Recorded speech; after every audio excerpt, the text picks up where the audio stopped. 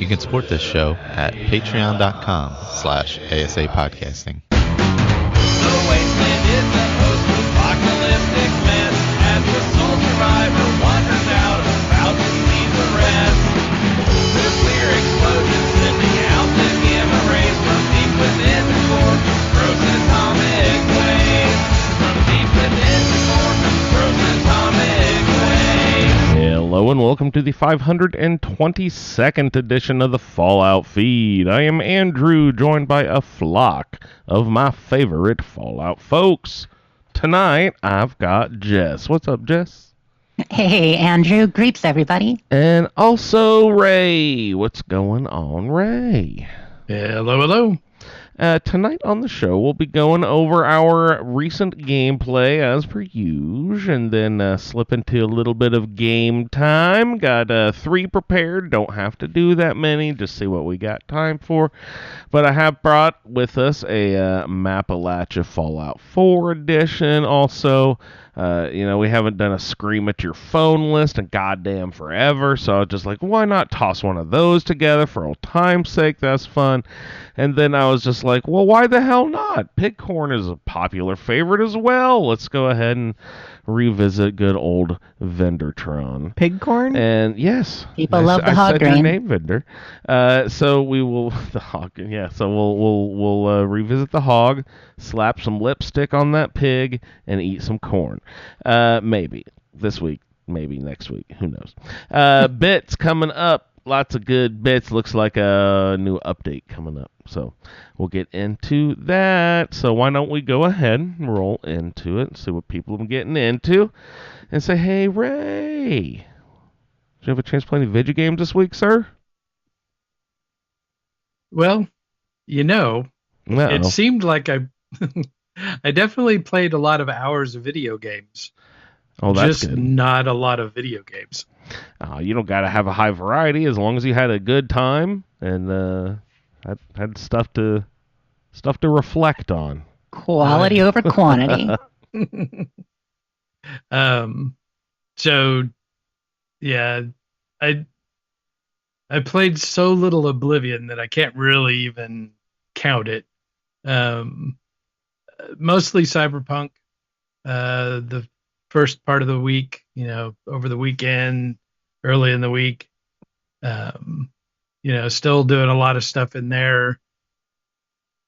But then we get on Sunday or Monday, I think, we got an emoji from Sean Murray at Hello Games.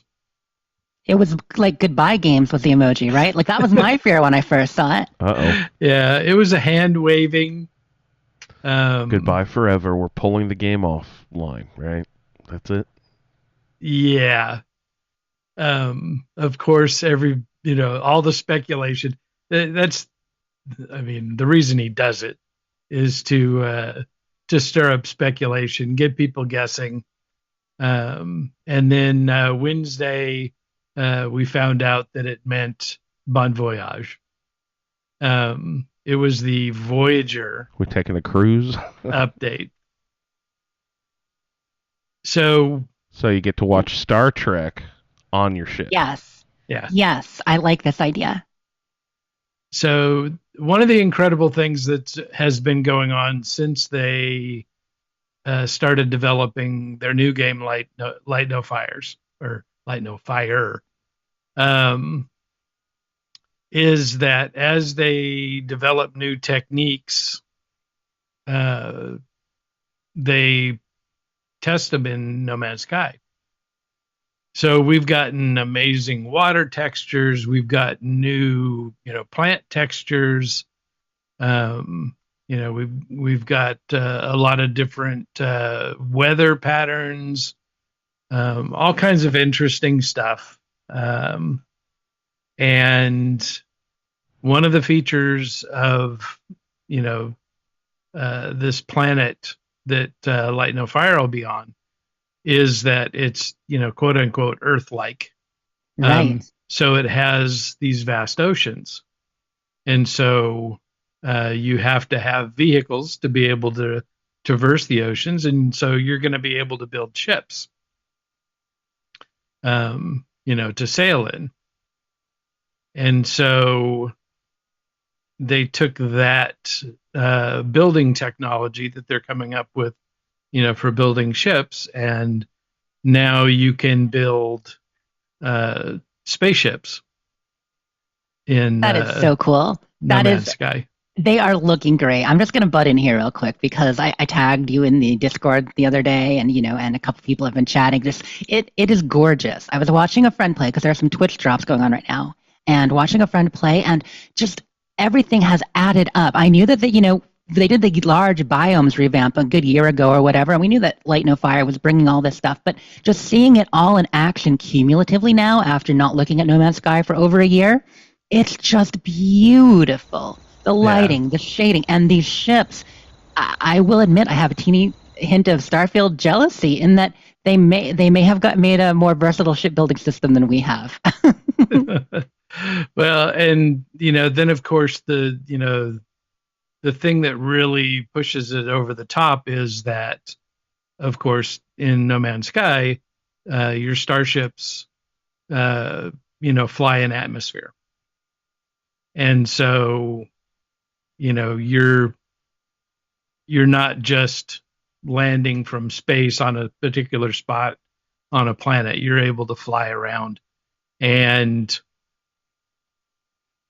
so they have autopilot.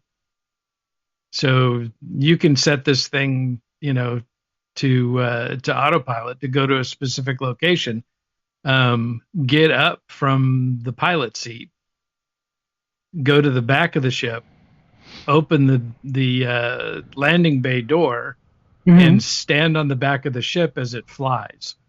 That's a really cool feature, which we do not have in Starfield. And I've always thought, why do people care so much? I mean, it sounds like you're actually artificially adding time if you're flying between place and place. Like you can just pause your ship anywhere, get up and walk around, but you can't actually watch it traverse through the windows or out the bay or in reality. Yeah. Well, and then also at any point in time, you can jump off and that sounds skydive. bad. Tuck and roll, bro. Tuck and roll. Can you call it? Can you whistle for it like a horse? Like, where's Yeah. your ship go? Does it just like crash? No, it goes to wherever you sent it. It's or it'll autopilot. Yeah, it's on or its it'll way. stop. Oh, right. Auto. Sorry, I forgot about auto. Do you have But a then you button? can summon. You can retrieve it, auto retrieve it as well. Yeah. Oh, yeah, nice. You can Good. summon your ship. Because you can do that even if you've landed somewhere and you've run off. Because of course there's no limit to how far you can go on a planet's surface.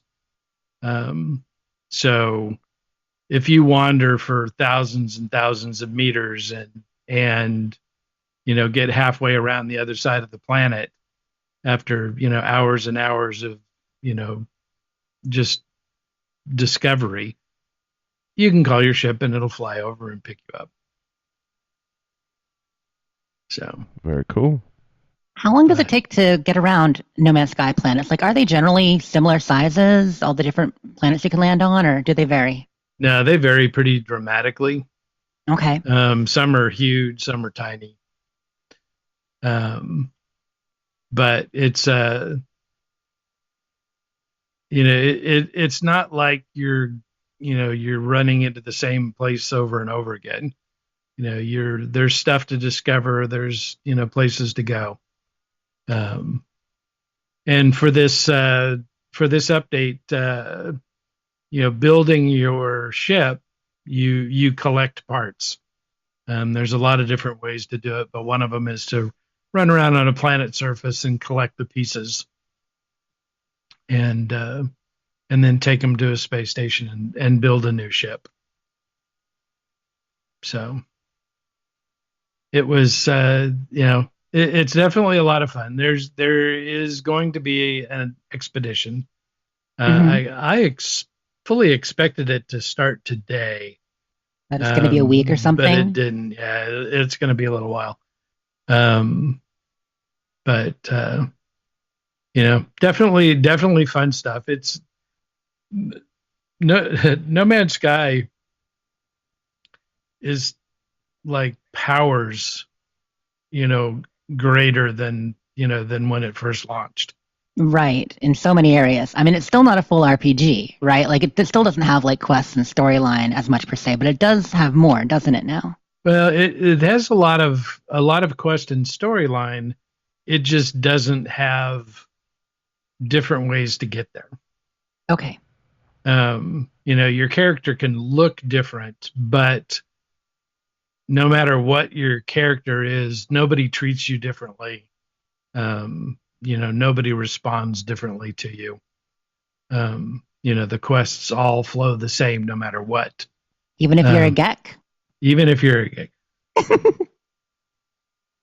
You would think that they would, look down on the geck, not just because they're so short, but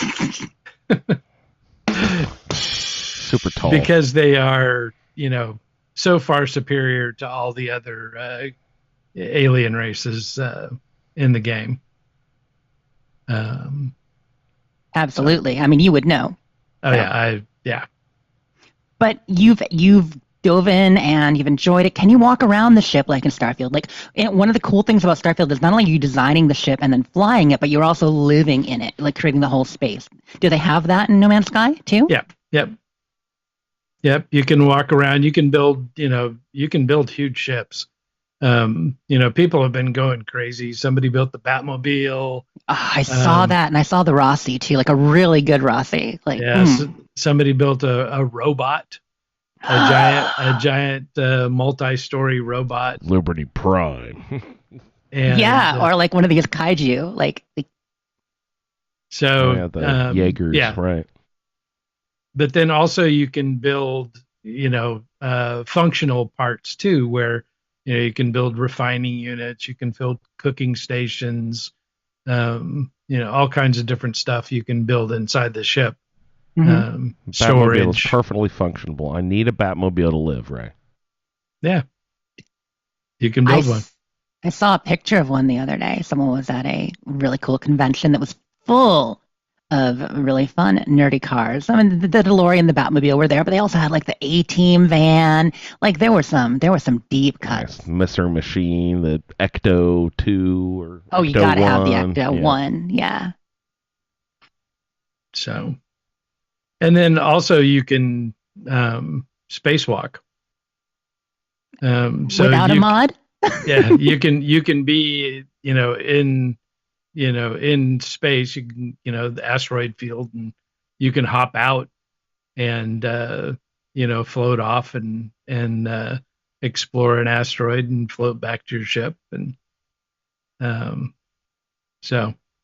really great stuff that they've done. It's always exciting whenever there's a No Man's Sky update because they're just doing some crazy stuff. And you don't expect it either. Like you didn't know what was coming next, did you? Like this was not something that was really on the radar, or was it? No, not really. What's your favorite part of like the newest update that you've seen so far, if you have one?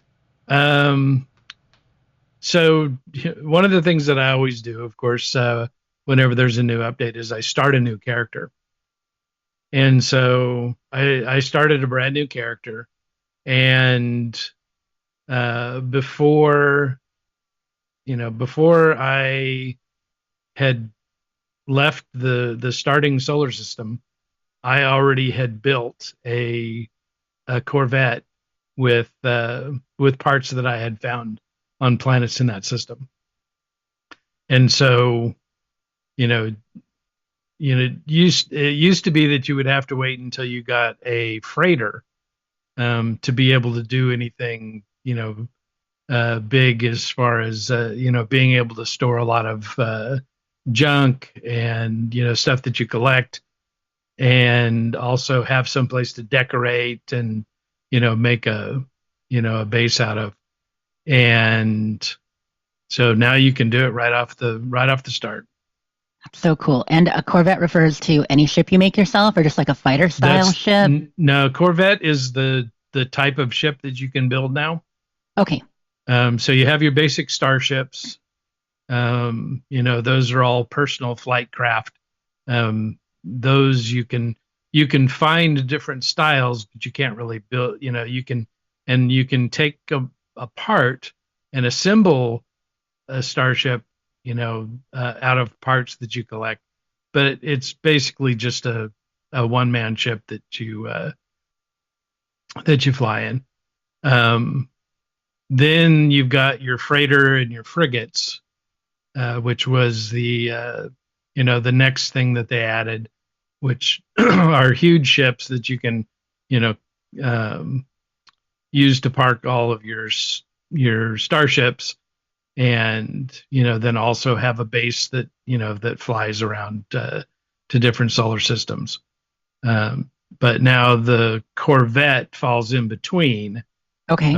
And so that's the big buildable ship that you can have, where you can have multiple compartments and different parts So people will that be you can using walk around in. they'll be using their Corvettes as their main vehicle, then most likely, like a lot of people probably will. Most likely, Mhm. yeah. Now the disadvantage of it is that they're real, they're big, and so they take up a lot of the screen. So one of the things that I like to do is fly around on planets and find stuff as you fly over. But if you've got half your screen taken up by spaceship, A little harder to. it can be hard to see yeah. what's on the ground. I usually go for the smallest, the smallest ship I can get to be able to see the most area below me. Can you zoom out different distances from your ship too? Like, like as if you were Andrew playing Fallout 3 for the first time and you're just a tiny dot on the screen? No, not really. Oh my god. So zoomed out. Sorry to remind you. Yeah. That game was Did you know not you fun. could change the camera distance? Didn't know. It's like, why do people like this? Ray, I had a couple No Man's Sky questions. Go. First, Light No Fires, No Man's Sky. Can't these guys get positive for once? All this no. But does title sound like alliterative or something? What are those references to? No Man's Sky and Light No Fire. What are they? Are they? No idea. They have to be references to something. It seems like a really cool system to have an old game, but yet have your software, hardware, whatever, be good enough that you can practice your new system stuff on your old game. So you're creating literally a test server scenario just by using an old game that you already have up and running. Oh yeah. Does that retain or bring more attention to No Man's Sky because of Light No Fire's development? Is like whatever systems they're developing for that game, people are getting attention, so people run to No Man's Sky to try them out? Do you think it actually draws more people into No Man's Sky because of Light No Fire's I think announcements? it keeps people interested in the game. Because it is, they're the features that they're adding are, pretty big. So it keeps people's attention. Will the actual game be a step up from No Man's Sky? Will you see a big distinct difference, or has No Man's Sky been updated along the way so much that it's not going to be a huge difference between the two? You know what I mean? Yeah. Like, has No Man's Sky been updated? That, like, I assume, because people still play I think that visually it probably won't be, a major jump, because we have been getting all this new, texture and, physics stuff all along the way. But it's really the gameplay that I think will be the big difference. And is Light No Fire going to be a survival game more than space adventure exploration type stuff? I think basically from what I can tell, everything about Light No Fire will happen on one planet. One planet. So you were talking about the vehicle. So those aren't interstellar planets then? Okay. Yeah. When is So these will be sailing ships that you actually like actual vessels? You have to weave a sail. Yeah. You have to harvest the grain to make the wool, to weave the canvas, to make the sail, to chop the wood, to make the mast. Oh, gee whiz. Yeah. It's going to be intense, man. Yeah. And it'll be multiplayer, so without the option. The world will be populated by other people too. Without the option of turning that off, like, because you can play No Man's No, Sky. you can both. turn it off. You can turn it off on No Man's Sky. So yeah. I would imagine, but I think that you probably aren't going to want to, because people are going to be building cities and, infrastructure and all kinds of other stuff. So I would imagine that it'll probably be advantageous to keep it on multiplayer. And their multiplayer works so well, and it's cross-platform, so you're not just stuck with Xbox people. I love my Xbox people. How dare you besmirch my Xbox people? And thankfully, Jess is muted because I'm sure she's saying some unsavory She's cursing things. you right now. You didn't hear that. Well, see, that was intentional. I didn't want anyone to. No. But we love our Xbox peeps, but crossplay is good. And I was listening to your most recent posted BBC ISSS. You mean the one from 2 months ago? It was from 2 months ago, but it's the most recent posted one. Yes. And if I hadn't heard the introduction of the show and only listened to like the middle 20, 30 minutes of the show, I would have thought you guys were talking about Fallout 4 with the settlement building, the happiness of your settlers, the getting the money systems correct. I mean, and the way y'all name them. Yeah, it's just well, I specifically name them after Fallout 4 locations. Exactly. So. It's like it literally sounded like you guys were talking about Fallout 4 because I didn't realize that there were so many. Because that's not anything I had ever really done in No Man's Sky. I didn't get to that far into the game to do all that sort of building and stuff, the settlement structure and stuff. I think I had one little place where I built a few things, and otherwise I was just zooming around. Yeah. So the one interesting thing I want to think, because the Hello Games guys are, they're just like these genuinely nice people. Anytime you see an interview with Sean Murray, he's just this affable guy. But the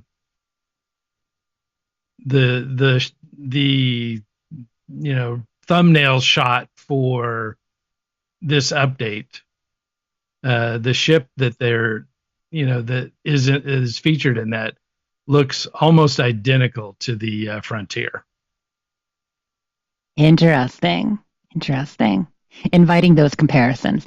I'm sure it wasn't deliberate, right? It's just a cool look. And the Frontier is the first ship you get in No Man's Sky, right? That's the very first intro ship? In Starfield. Starfield, sorry. Yeah. That's what I meant. We knew what you meant. We knew.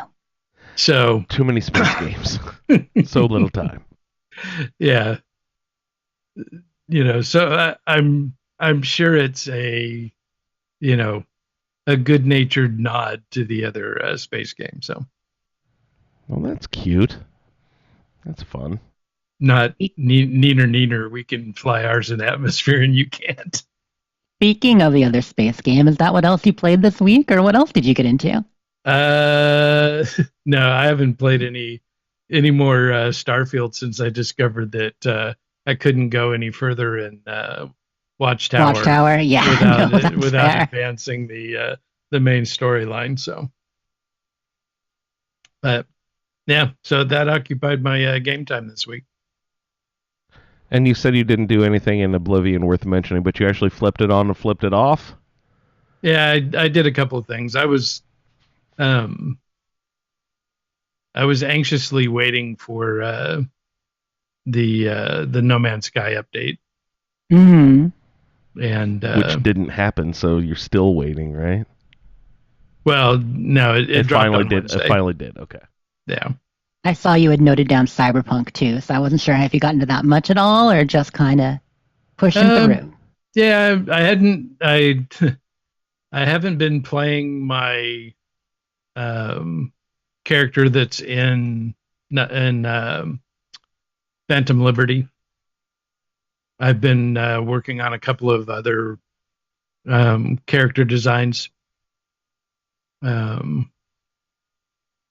So one of the character life paths that I'm very attached to is the nomads. And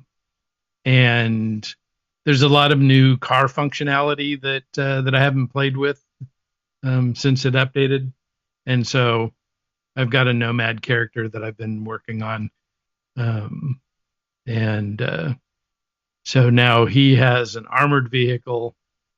Well, not really an armored vehicle; it's a weaponized vehicle. So you can drive around. You've got machine guns that you can shoot bad guys with. Little spy hunter action. Yeah. Then also he got a monster truck, and monster trucks are good for getting in trouble. I can imagine. There's not a lot of room on those streets of Night City. I wouldn't think. I would think you would crash into things or people a bit more. Yeah. So the fun thing about them is, being able to drive over top of other cars. So you can just drive over a police blockade or something. Yeah, or pesky traffic. And it's kind of funny because whenever you do any kind of, you get wanted by the police anytime you do anything like run over a civilian or destroy another car, and then you're on the run from the cops and you have to get away from them. One nice thing about the monster truck is you can drive, straight through the desert and not have to worry about obstructions. And so the cops can't follow you. So you just, run people over, then go, drive cross country and elude the cops. It's like Grand Theft Auto with a twist of Tron or something mixed in there. Yeah.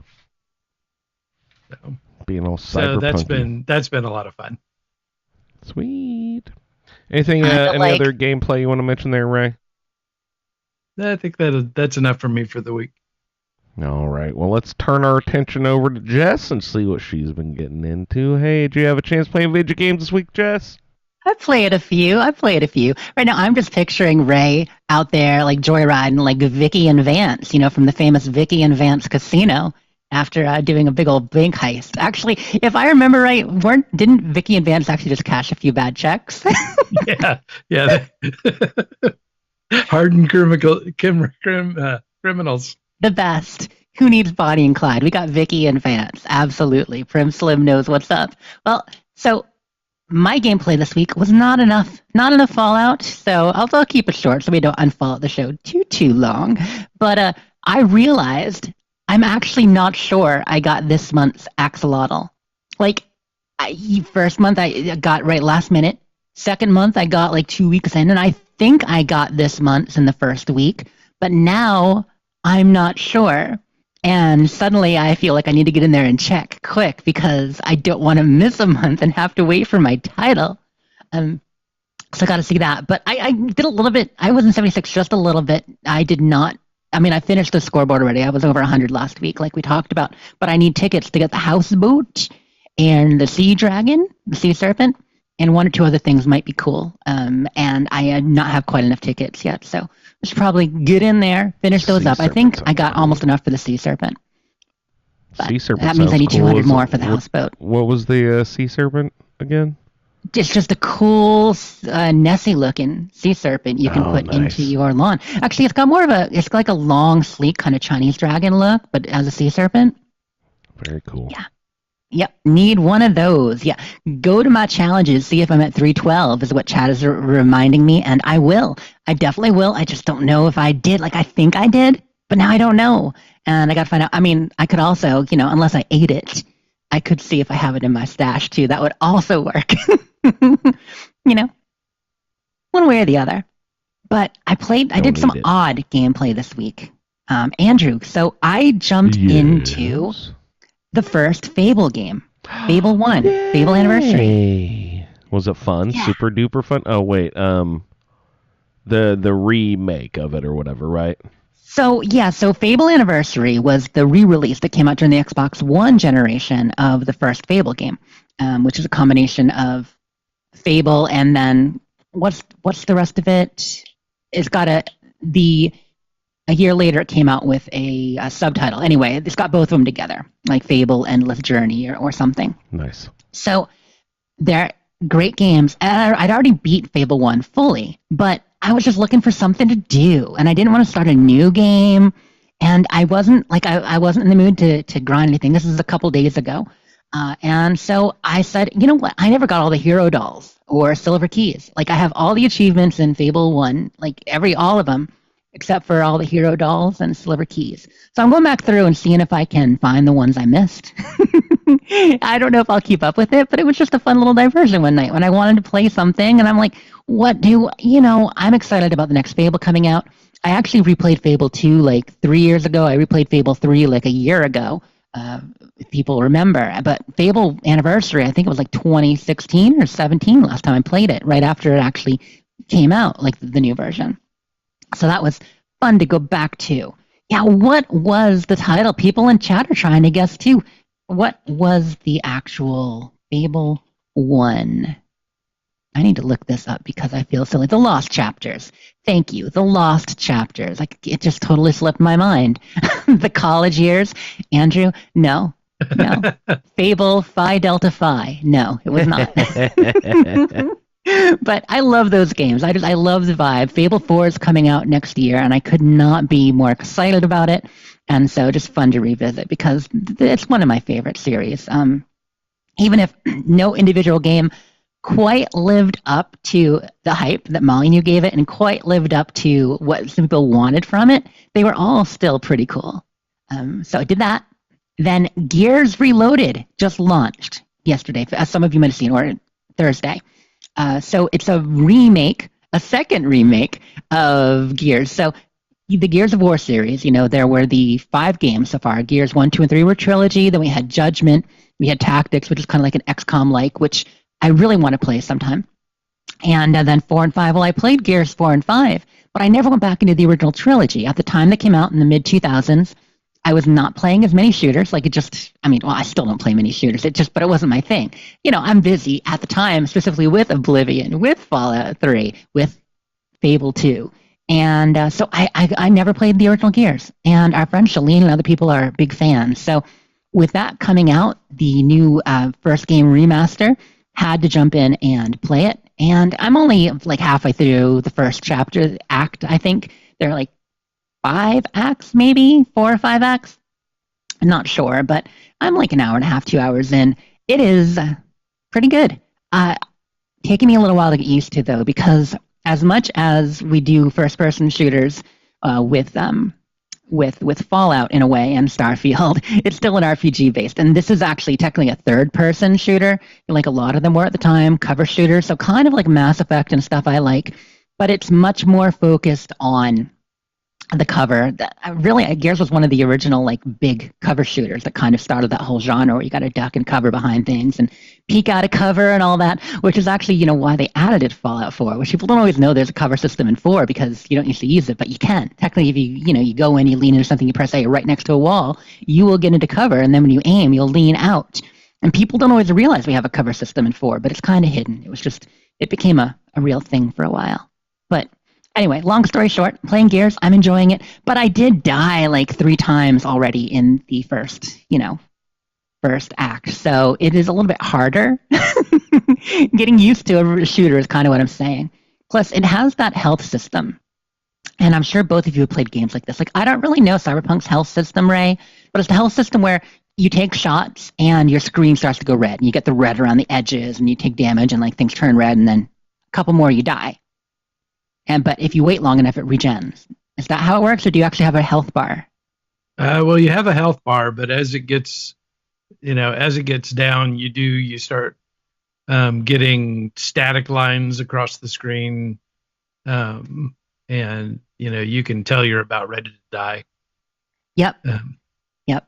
That is a thing. And that's very much a thing in Mass Effect. And I mean, obviously in Halo, like a lot of first-person shooters have that and some third-person shooters. So I've seen it, but it's been a while. And I have a tendency to push it. You like, come on. Like, it's red, sure, but I can still move. Okay, sure, my character's staggering, but I can't be almost dead. No, you're almost dead. One more hit and you're out. But yeah, Silly were mentioning a chat. He's actually been trying it since it came out, and he died a lot of times in the area with 4 grub holes. Yep, it was the 4 grub holes. It was the 4 holes that got me. That was a pretty tough fight. They were coming from all sides, but I'm getting pretty good with the grenades. By default, they actually have the aim on with a grenade where you can see the grenade arc, which is nice. I felt like I earned a special perk. Good times. But yeah, so Gears is fun. I'll play through more of that. It's part of Xbox history and a part that I haven't explored. Whereas I did play the Halos, like I just mentioned, and a lot of other things around it, a lot of other classic Xbox games, but Gears just never, ever did until 4 came out. So that's fun. And I played a couple small indie games to just, once again, like with Fable, I just wanted to do something idle. I played this silly little pirate game that is kind of almost like a Pac-Man like, but you're floating around in the ocean, you're shooting ships and stuff like that. Put like 3 hours in, finished it. It was easy, good times. Stuff like that is fun. I'm glad we have a lot of indie games, and there are some pretty cool ones coming to Game Pass this week too, so might check out more. Or I might just play Gears and make sure I get my axolotl and get excited about the next season update on Tuesday. I'm on the background over here have some Fable video from the Xbox Game Showcase 2024, so last summer. Yeah, this is fucking amazeballs. The graphics play whatever are the beautiful. fuck game this is, man. Is that the game? It's not the one you're playing, is it? No, that's the one coming out. That's the new Fable, which I'm calling it Fable 4, but it's going to be just called Fable. It was originally going to be out this fall. It is now probably next spring. They did delay it. We don't actually know. It could be as late as next fall. We don't know. It's now 2026. It looks fucking amazing. Holy cow. It's got great actors in it. It's got great graphics. Oh my god, that Toad. That IT guy actor. If you go back, so the trailer before this one, their trailer from 2023, you have the guy from... it's that British TV show? Doctor Who. Oh, that one. The IT, no, the IT nerd, the IT something, IT crowd. Thank you, Lee. He knows what's up. So it has that guy from the IT crowd, and nice. He's playing the giant at the top of the beanstalk, and it's just awesome footage. You should really see that. That's very cool. Yep. Rando says that's the one we're waiting for. Yeah, I've replayed all the Fable games, and it's a great series, and I am excited to see it modernized because, like I said, none of them really ever quite realized their potential, even though I loved them. I think I've mentioned on the show before that my biggest disappointment, how I like to say I don't get too disappointed, even when you get hyped about games like Starfield, even if it's not exactly what you expect, don't get disappointed. Don't overhype yourself. The one time I was Fable 3. The very first collector's edition I ever bought. I invested all the money. I bought all the things. I'm like, this is going to be the best game ever. And when it came out, I didn't love it. I did not love it. Now, revisiting it, I realized it was actually really quite good. It just didn't live up to the hype. And it wasn't as good as the first or second game. I mean, in a lot of ways. In other ways, the story was more detailed. But the idea of bringing the magical aspect of the way Fable works and the idea of create your own story, your own hero. Like, we have that in Elder Scrolls and Fallout, where you're making your hero, a very customizable blank slate. But in Fable, more than anything, it determines how you look. It determines all your skills, all your powers, the way people react to you. It's very much centered around your Fable. And seeing that in a modern game was going to be cool. But I'm babbling now. What have you been up to, Andrew? Anything fun? Now I want to go play Fable. I know, me too. It was really great to go back. Just the music. I love the music. I think my wife used to play Gears of War back in the Really? day. I think she liked that game. Or no, Gods of War. That's the one she liked. God of War is the police station one. That's the one with Kratos. Yeah, the one who yeah, runs yeah. around being like, I'm angry. And then that's he the one kills she liked. everybody. Yeah. Okay. But yeah, the Gear sounds fucking cool too. I've never played any of those games either. The classic series, Alien Invasion, a different planet. It's not Earth. It's called Sarah, I Is it think. But it's like far Halo-ish? future human settlement. Halo-ish, but third person. It, like I said, it's Okay. more of a cover shooter. So it is a classic shooter, but third person, a lot of hiding behind walls and ducking out to shoot things. Gotcha. Whereas Gotcha. Halo was a little bit more run and gun and hop in a vehicle and zoom around. Zoom, zoom, zoom. Mm-hmm. Yep. Any other gameplay to mention there, Jess? I think that about covers it. Wraps her up. All right. I just have a couple of observations about Fallout 4. That's the only game I really played this week. I was trotting from the slog on the bridge past. It goes in between, like, just north of the forged at Saugus Ironworks, and Yeah, that bridge. Okay. that little bridge. It heads directly east over a little ravine, and then there's the crashed highway overpass from above that's come down. Mm-hmm. And it's just over that little bridge, and I'm like doing my little thing, and like I'm used to that being a nice little clearing, you know. Well, actually, back up 15 minutes before. I could just barely. I was up at the slog. I could just barely see something crossing the bridge, and I'm like, "Is that a rust devil?" That looks like Oh, no. That looks like an assault. Oh drone. no, That looks like an Automatron is assault drone. active. Oh no. Yeah, Okay. so like I get my gun out and I start blasting the assaultron away, and like I'm really far away, so I can just barely tell. I can see a silhouette basically moving around, and then it gets across the bridge and it's a pack Brahmin. I'm like, oh shit. Oh. So I was attacking the poor Brahmin. What, Ray? So you were also dangerously close to the flame-throwing Enclave Yeah, power armor dude. that's what I'm getting to. So I got across the bridge, and I never played the. What is this version I'm playing? What is this called? Oh, okay. The broken Yeah. Well, update. yeah, you're in the next gen update for Fallout 4 on Xbox, and we talked about this because there is some Creation Club content. They added in the Creation Club content, and there's some new stuff that you weren't expecting. Yeah, and you don't even have to activate it. It's just already No, it's just in part of the game. Yeah. I kind of thought that there were like mods that the creation stuff, if you wanted it in your game, you could, but you just had to like click it on or whatever, like a mod, you know. But so Well, it's and just that's the way just, it used to be when it's it was just a creation. okay, but now it's a part of the game. But now it's part of the now game. it's lore, brother. So I get across that bridge and I just get fucking annihilated by, you know, what I later find out is a napalmer. I'm just like, Yeah. what the fuck is going on? So I die a few times, then I get across the bridge, and I'm like, you know, doing the flare gun thing. So I'm running some tests with the flare gun, seeing, like, because the If the description. Minutemen people will help you. Well, they don't help technically in battle, but they do distract very well. So if you want the attention of the guy paid to somewhere else where you can get some shots off, then they are very helpful at that. But yeah, you're right. They are not very, you know, they're not going to take down any hard bad guys. But I had, you know, Green Top, I had the Slog, I had Ten Pines, I had Taffington. So the description of the flare gun says it'll go 3 to 4 squares. If you turn on your Pip-Boy map, there's not actually squares right now.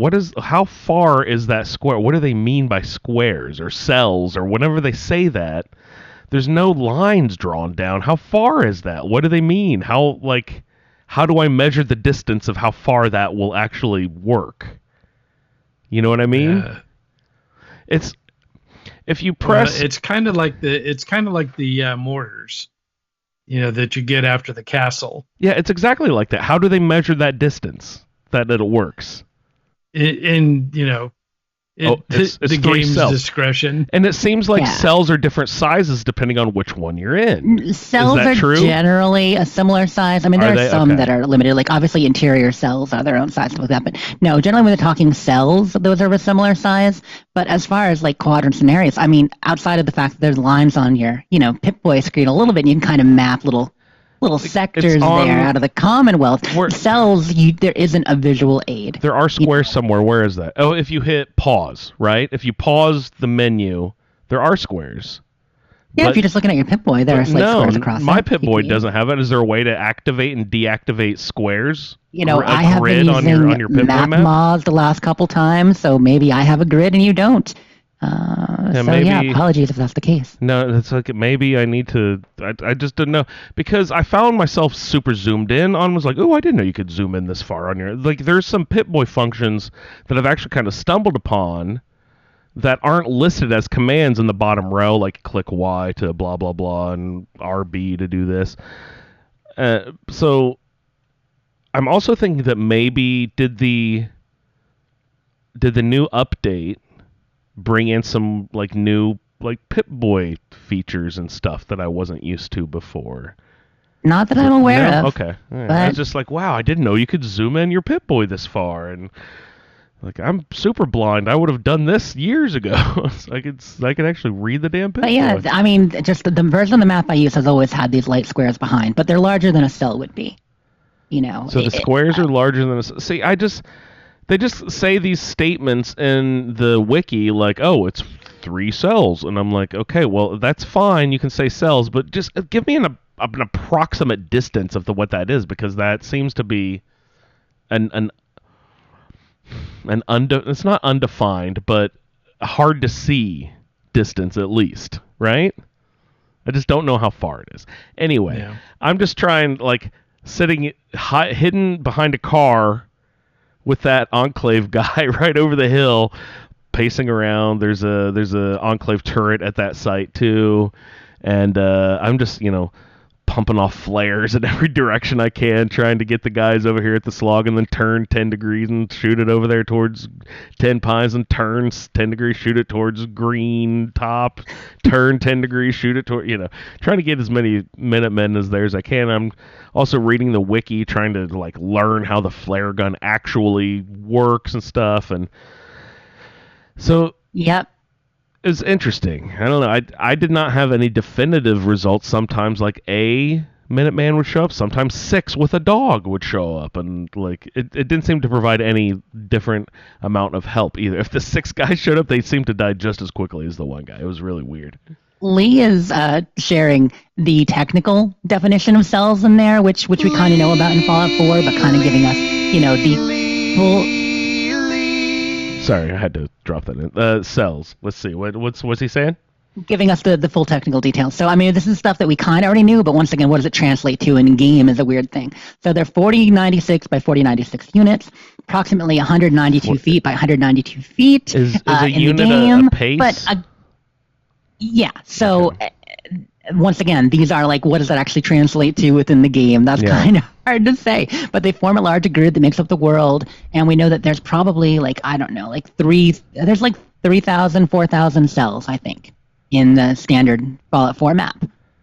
So that's a lot of 192 cells. Feet. 192 feet that can't be right. 192 feet? That's nothing. So No, but that's just it. Cells are small. 800 And that's 800 why feet is all that flare will go? Wow. those of us who play on PC.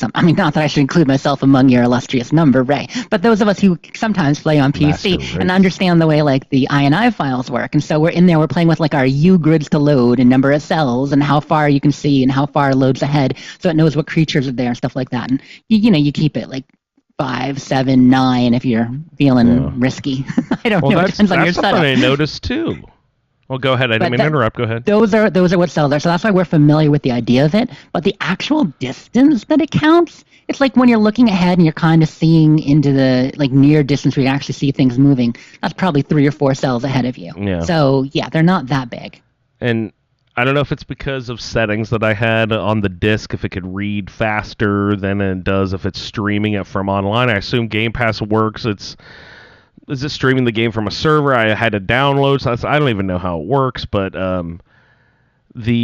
like when you see trees and mountains that are more than like a little bit of it, everything renders in. It's not when I remember playing back in the day, it's like everything you could like load mods or change settings and stuff like that to sort of mess with that stuff a little bit.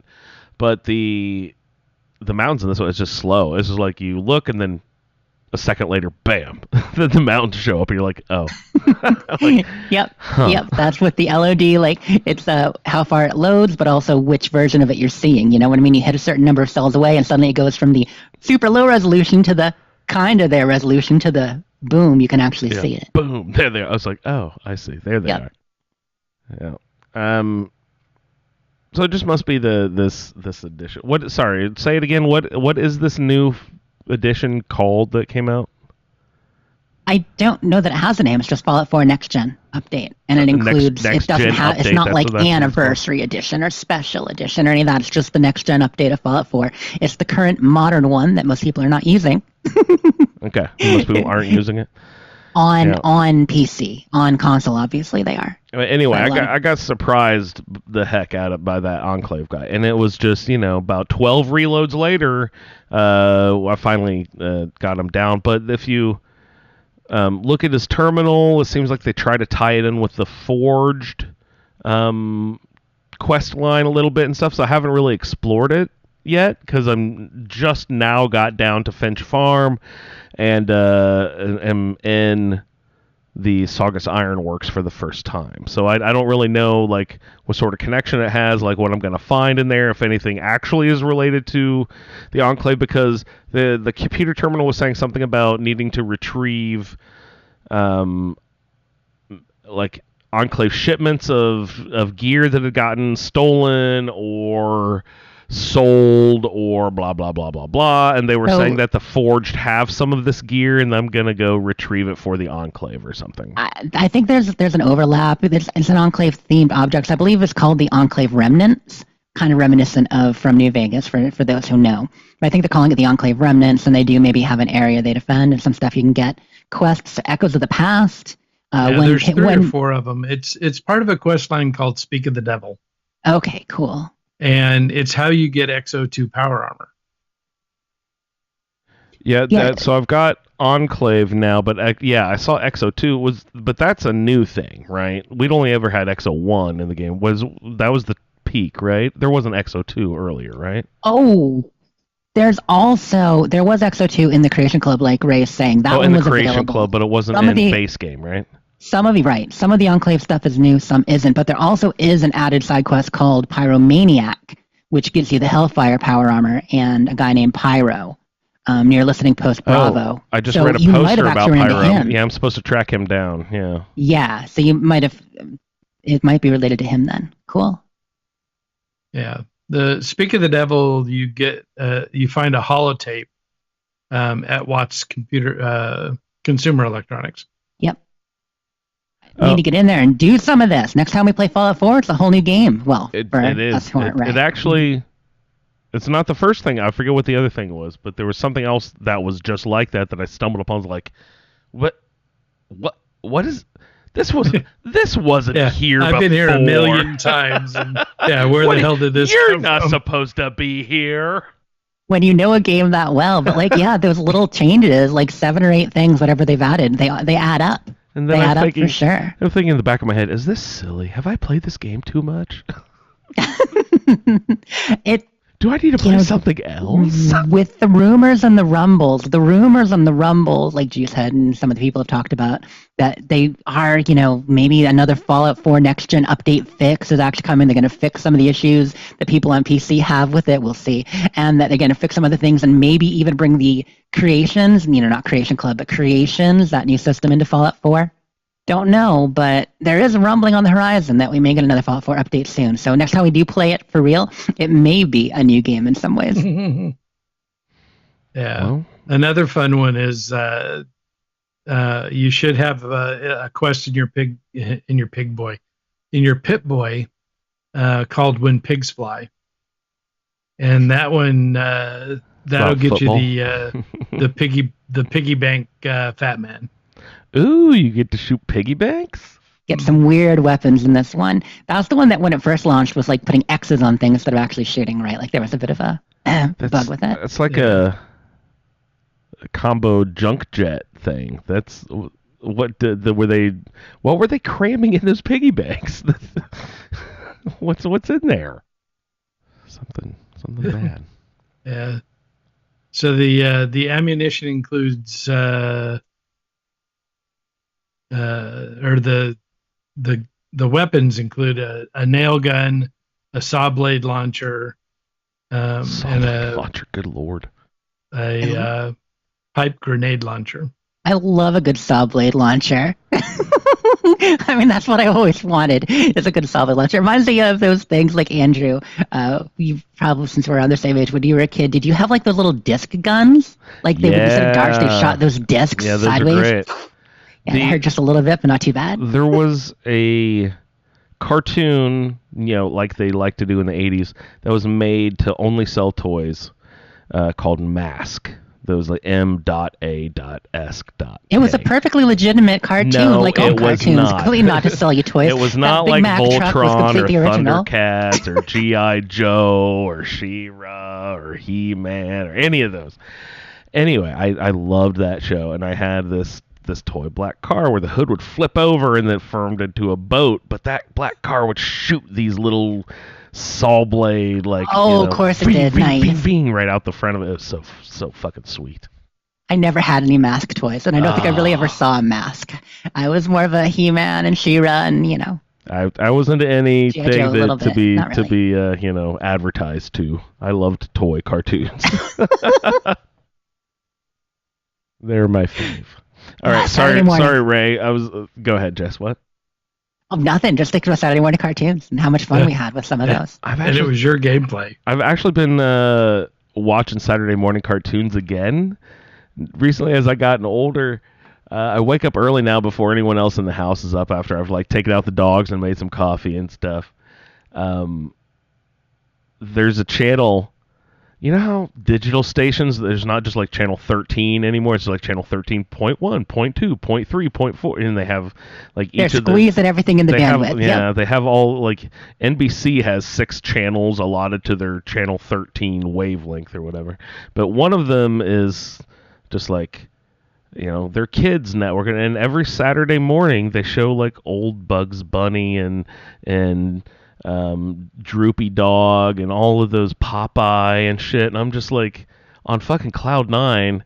I hadn't seen all this stuff in years. It was so great just to sit for an hour every morning and watch those old little Bugs Bunny cartoons. And it's the old ones when Bugs Bunny looked all fucked up, before he was modern Bugs Bunny. Speaking of, Jem just had her 40th anniversary. I mean, maybe you guys didn't watch Jem, but Jem, I did. Saturday morning cartoon. Jem. Yeah. I just had 40th anniversary last week. I didn't think that. I had no trouble watching what they, girl cartoons. I loved Care Bears. I loved Rainbow Bright. Definitely. I loved all of that shit, man.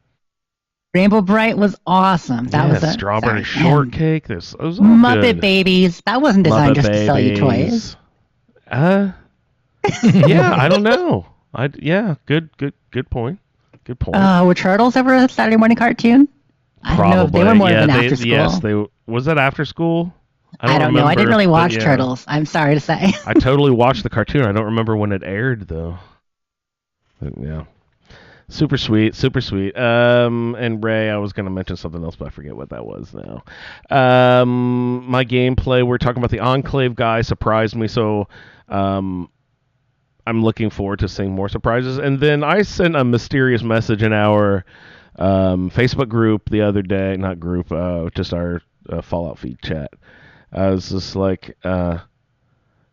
Fallout feed creation club roundtable. It's do you guys want to squeeze in a mini roundtable season before the New Vegas Fallout TV show season 2 roundtable by doing any? I know it's probably light on content, but we could at least go through and do some. What are you talking The about? Creation Club quests. Are there enough quests in the Creation Club Oh, that are enough to and do like an official roundtable with them? Like, is there I like mean, 4 to 6 good deep quests?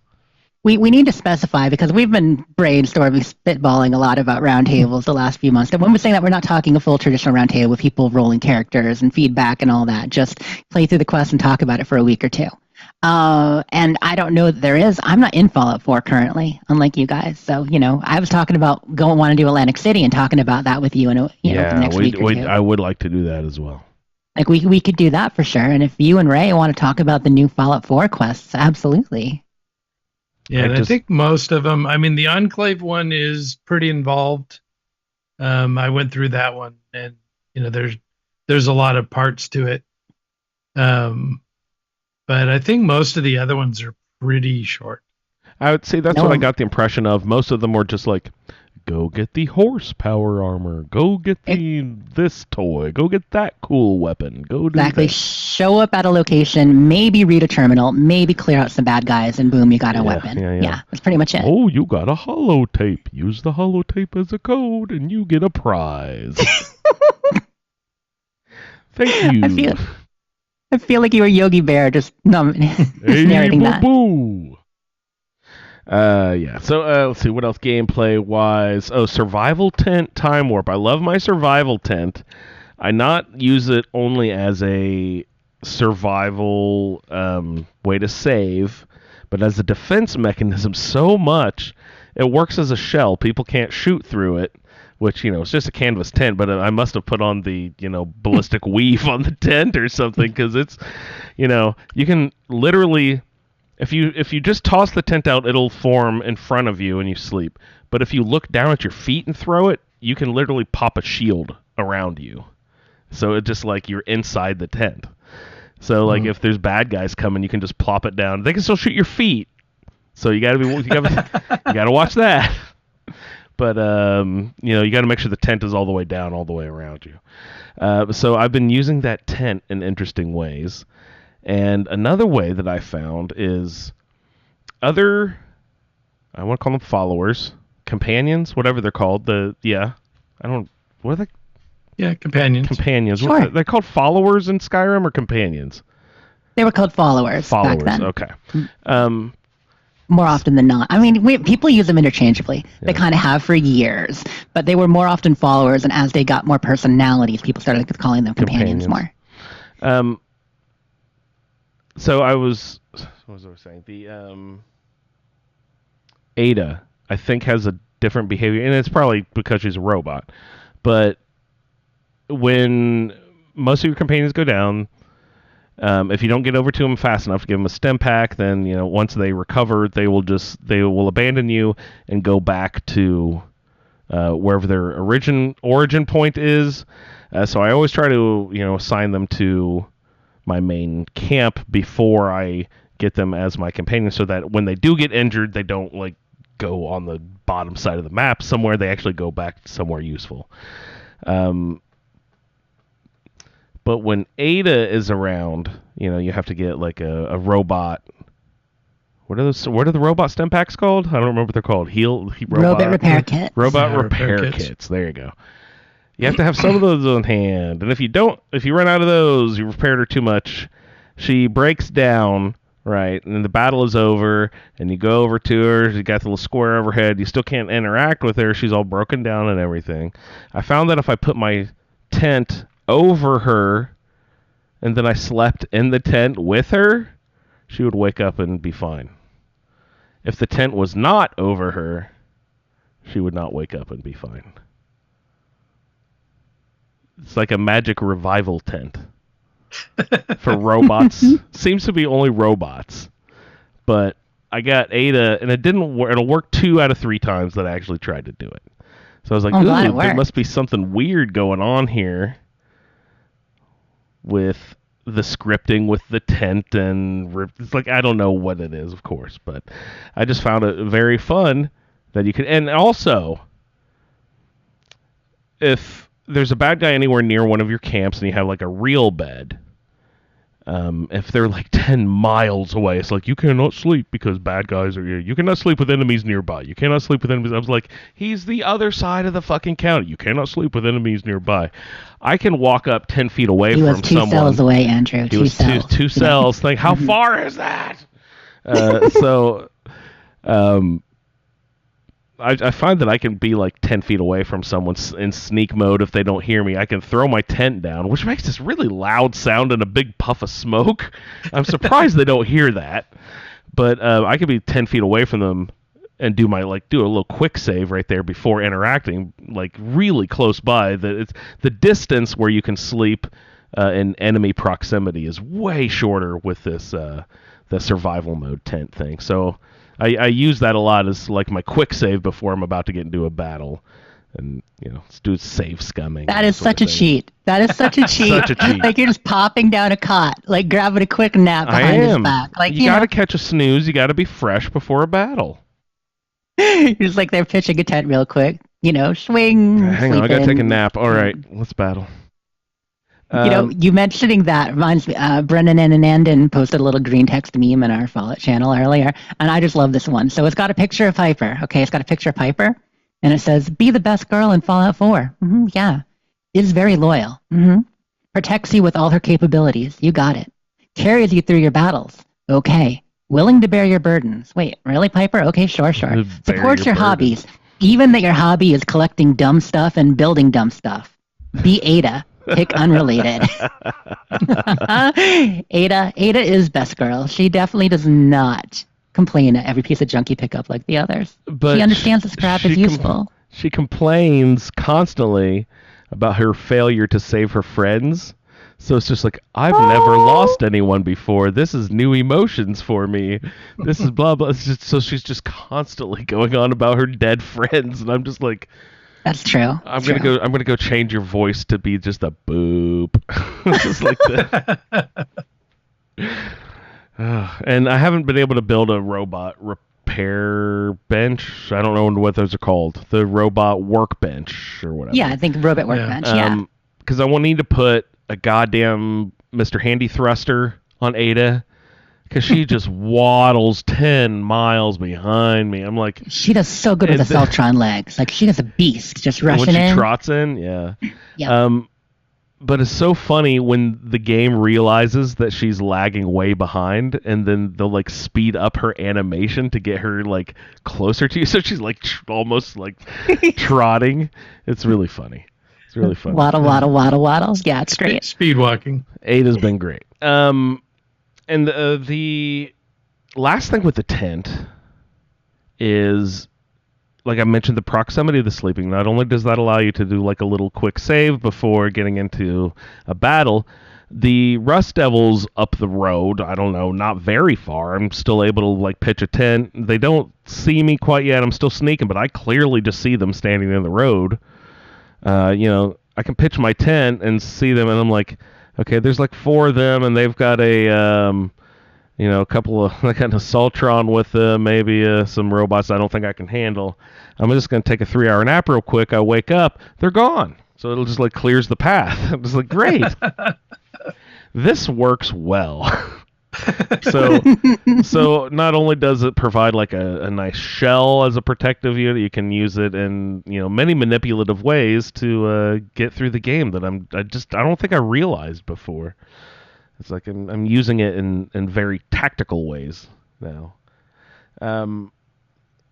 So last thing here, what are the qualities of power armor that dictate what activities can be performed? I was thinking about this when you're in, because I've been having to be in power armor way more often than I generally like to, just because survival mode.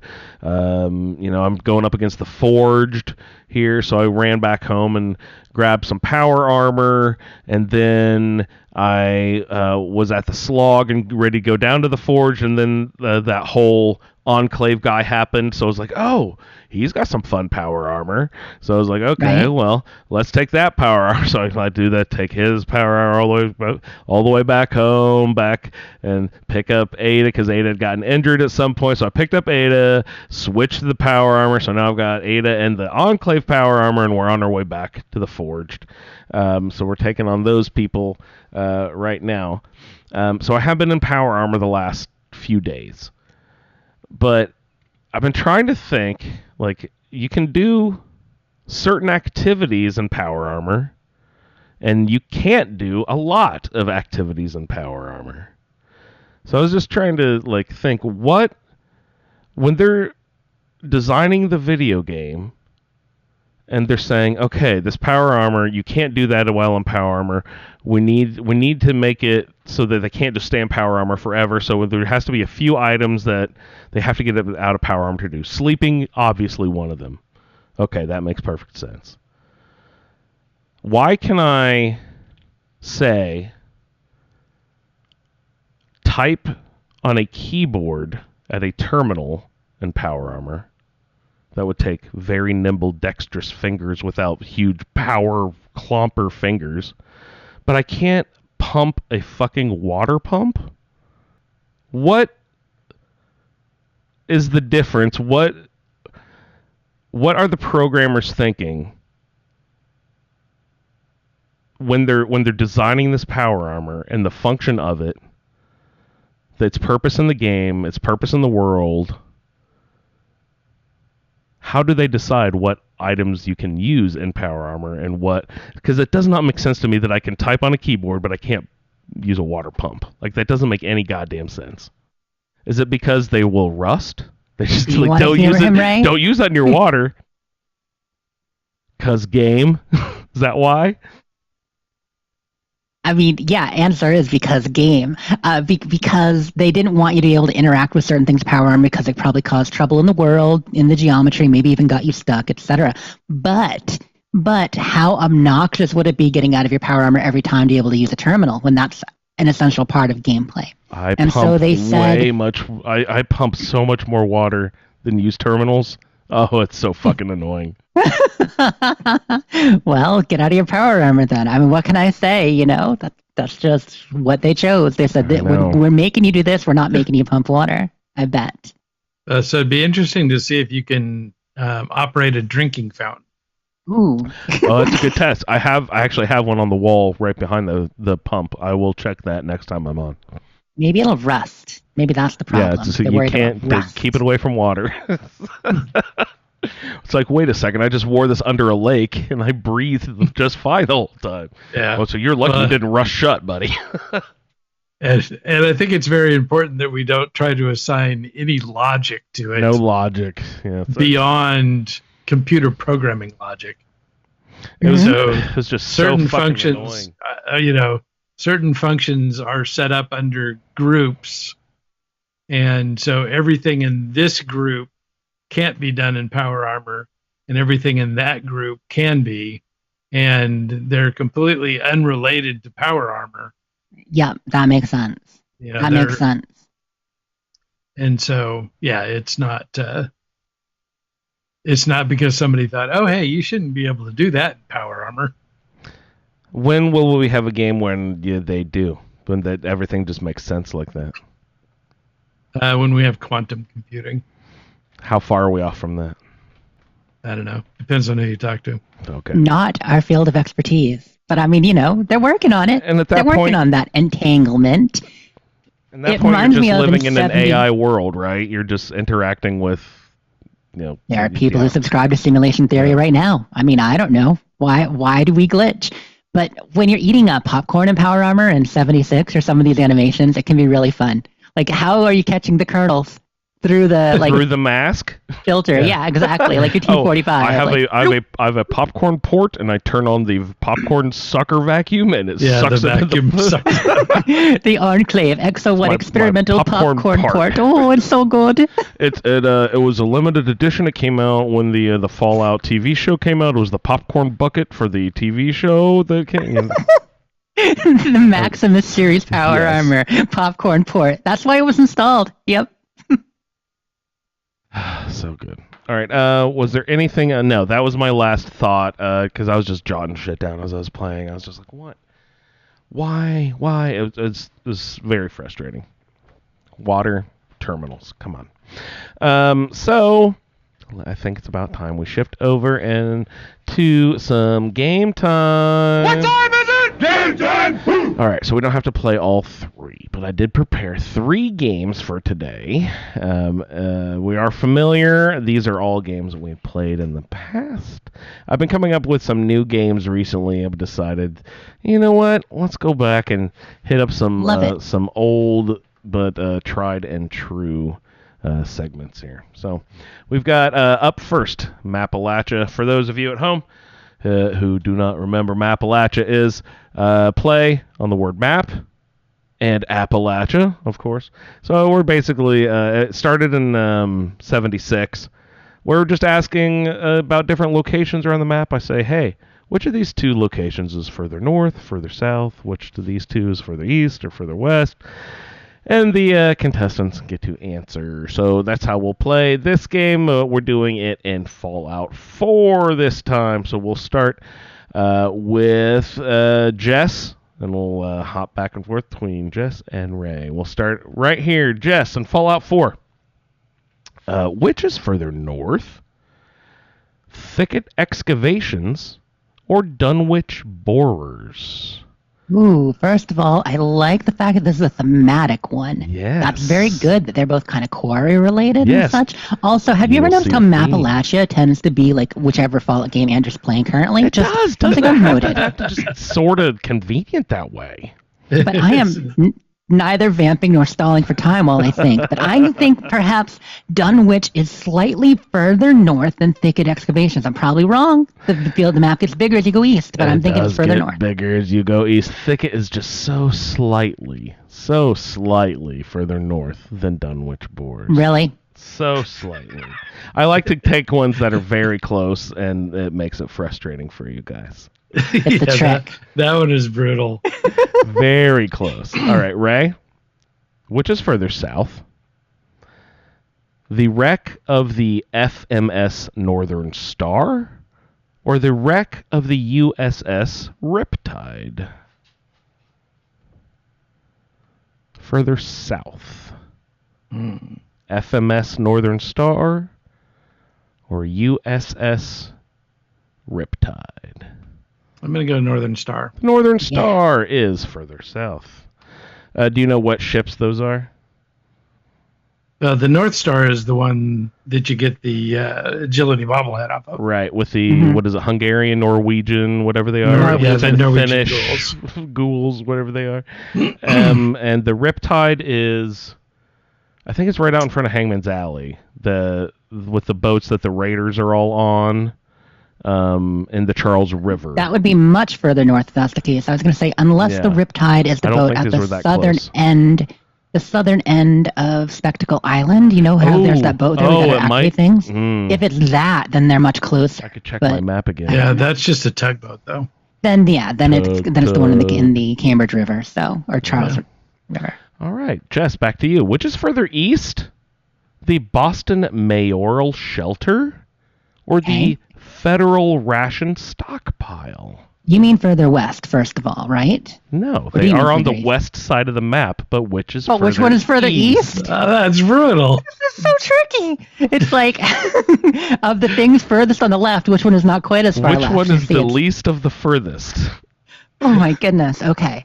Well, I feel like the mayoral shelter is incredibly far west. When you find the area, you take the path to get there and all that. Whereas Federal Ration Site is definitely west, but not quite as proximally far. So we're going to say Ration Site.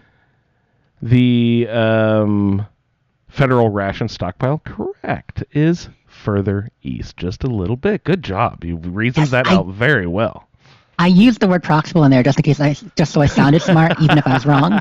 So good. It's good to watch your own back. Ray, which is for the west? Skylane's Flight 1981 or Skylane's Flight 1665? Do you know your flight numbers? No. Oh no. What were my 2 options again? 1981 and 1665. So one of them is in the glowing sea, and the other one is up by where I just was talking about, kind of up by Slog, North Central, stuff. right? Yeah, up near that stuff somewhere. Not too far. It's not at there, but not too far from it. So I'll go 1982. It's not even an Fun. option, Ray. 1892. 18. Further west. We're talking further west here. Further west. Not south. Okay. Further west. 81 or 65. So you Okay. said that you're thinking 81 is further The west? one in the glowing sea, damn it. The what? 65. It's glowing sea. I'll give it to you. Yes. Flight 1665 down the glowing sea is further west. Great job, Ray. So that was our first game of game time. What time is it? Game time! Let's roll right into Scream at Your Phone. If you guys aren't familiar with this, is an oldie concept that I stole from the Dave Damashek podcast way back in the day, where they used to take football statistics and just say, here are the top 10 blah, blah, blah. Can you name the top 10 of these da, da, da, da, da. So I'm just going to steal it and categorize it and say, hey, I'm going to take these, just tell me the 10 whatever category in Fallout 4. It just happens that we have 12 things in this category of Scream at Your Farm. This So we're is going to Scream at Your Fallout Farm. Nice. This is our longest running. This is probably our longest running game on the I would feed. We think played the so. most. We don't games. do it consistently, but we've done it a long time. Yeah. Just remember, however we do today, we have in the past done great. So just keep that in mind, whatever happens here. And neither of them are actively playing this game. I guess Ray is kind of on and off playing Fallout 4, but always.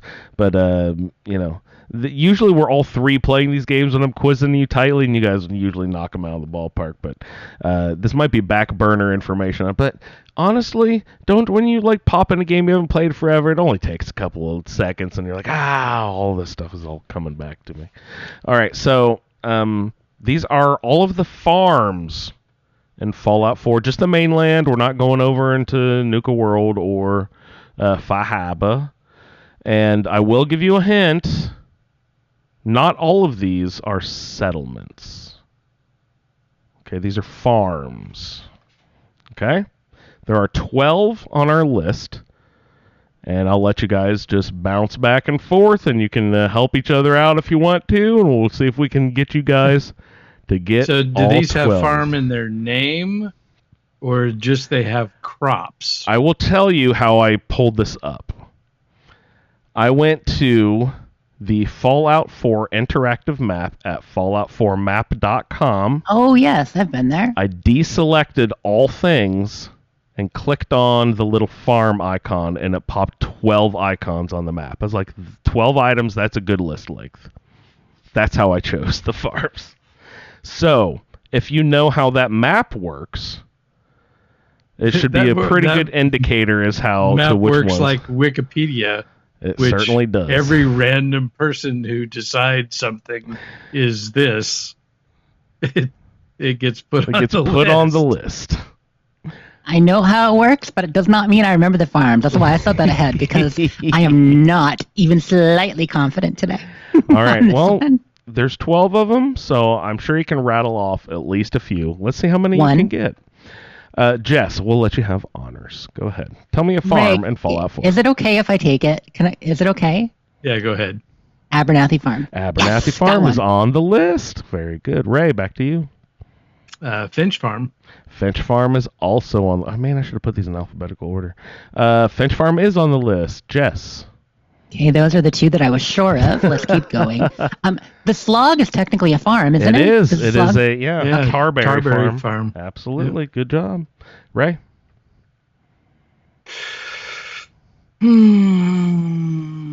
Well, Grey Gardens. Grey Gardens is a mute fruit farm. Where is it? Why did I not put these in alphabetical order like an idiot? Have you heard about Grey Garden? Have you That heard place about- run by Robot. Robots is brilliant. Or like the slog, there's like, the ghouls. I gotta avoid that. Who was that? That was you, Jess. Back to you, Ray. No, that was Ray Ray. who just got Jess, it. back to you. Sorry. So I'm Strike gonna that. go with. County Crossing is a farm, so It County is. Crossing. Absolutely. Yeah. It is. Certainly counts. Ray, back to you, sir.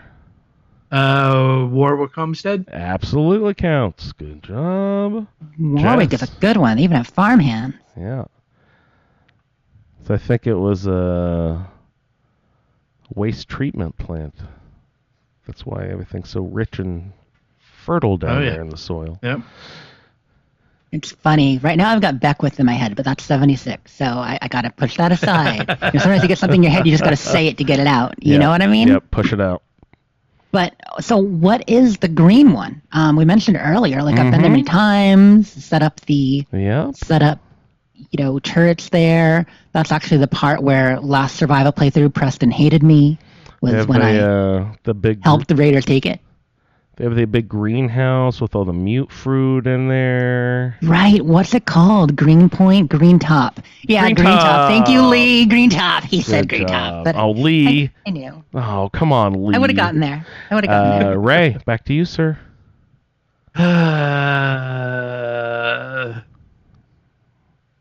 Who else has got crops? Oh, Somerville Place. It absolutely does. Somerville Place. Way down there on the edge of the crater. Not the crater, the glowing sea. Jess, over to you. Okay. Oh, Sunshine Tidings Co-op is a farm. Let's see. Is that not on there? If it's not, that's fine, but it is a farm. I agree. I was thinking of the same one. They're all shriveled up, but they were there. Yeah, but it's got planting rows and all that there. Anyway. I agree. That should definitely be on the list, but I do not see it on this list. No, I'm sorry. Not on the list. Okay, that's okay. Get another chance. What's the one down, far down south, but southwest? It's got the dad and his 2 kids. That's not Somerville, That's right? Somerville. That's Somerville. That is Somerville. He just said that. Yeah, that's on the edge of the glowing sea. Okay. Well, Jamaica Plains has a small farm there. Jamaica Plains count? Technically, no. Dang it, maybe I planted the crops there. I don't know. There were plants there. Maybe I put them there. Maybe someone else put them there. I don't know. I've definitely built some good farms in that little parking lot area. I'm going to have to, and you said this is mainland only, Bar Harbor doesn't count, so I no can't say Dalton. Fahaba, no Dalton. Muffin Humpers. Okay. I'm just running out of everything. We've done 1, 2, 3, 4. We've done 8 so far. That means there's 4 left. I can't be done yet. So if I just think settlements, and I know you said not just settlements, but if I just think settlements, I'll give you a hint. There's only one that's not a settlement. How about that? Okay, right. So, and I don't think the boathouse would count, Taffington Boathouse, because there's a small patch there, but not really. Right, there's a little patch there too.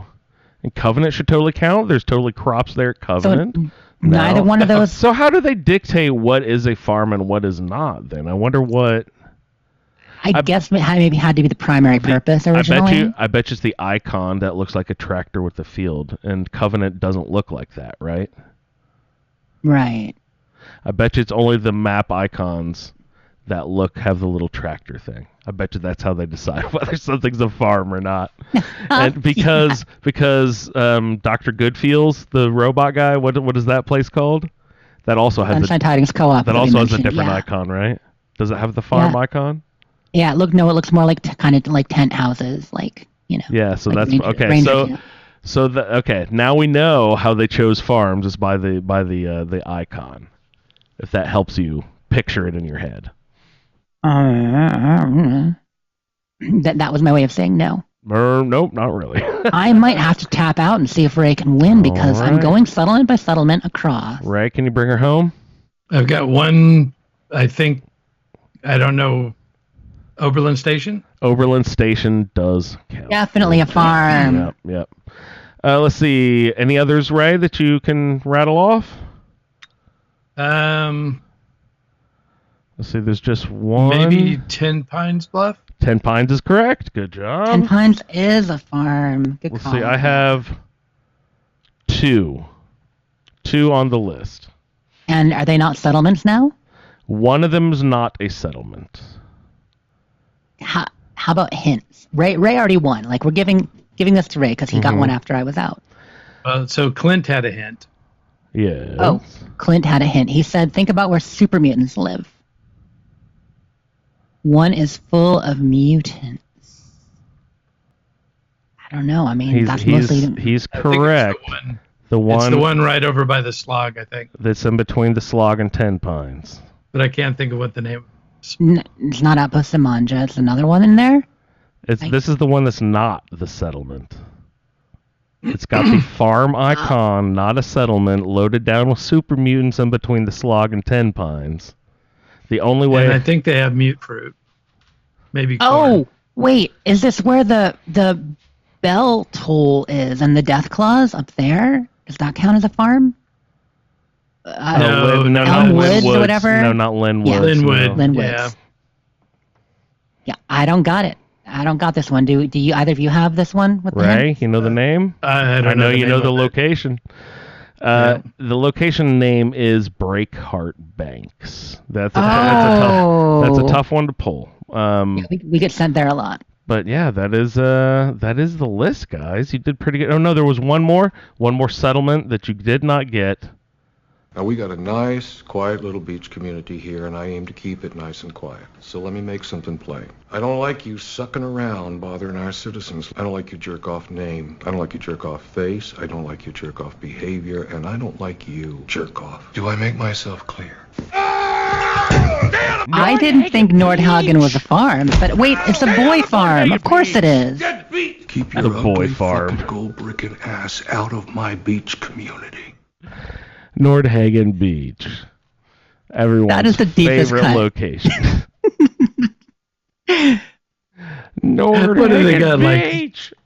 2 plants in a garden somewhere. it's like a cabbage, like an old rotten one too. It's not even planted; it's just sitting out. I think. Like kelp doesn't count. Like the fact that all those settlements you mentioned didn't count, and Nordhagen does. But whatever, it's good.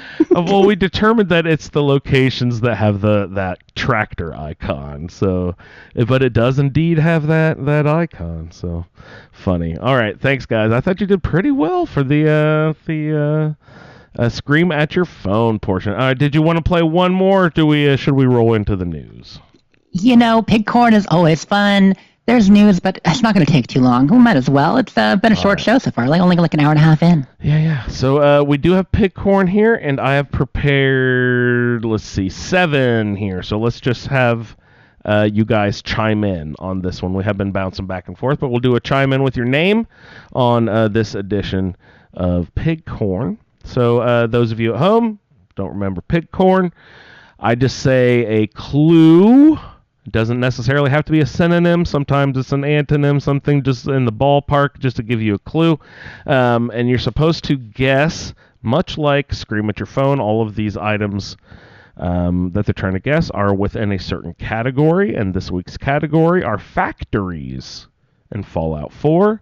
I'm going to say these different weird words and clues to see if I can get Jess and Ray to chime in to give me the correct name of these factories in Fallout 4. They get 2 points for a win, and 1 point if the person chimes in, misses it, and the other person wants to steal it. You get a point for that. All right, so let's just go ahead. Chime in with your name if you have any idea. Again, these are factories in Fallout 4. The first one is the Crescent Plane Procedures. Crescent Plane Procedures. Crescent. So I'm getting like moon and like Airplanes. plane. Like I'm getting like moonfly surgery, but that's not it. Like medical. You say procedures. I'm thinking like medical factory. Crescent. Crescent Plane. Nope. Nope. Anything? Nada. All right. What I was shooting for is Arc Arcjet. Arcjet Systems.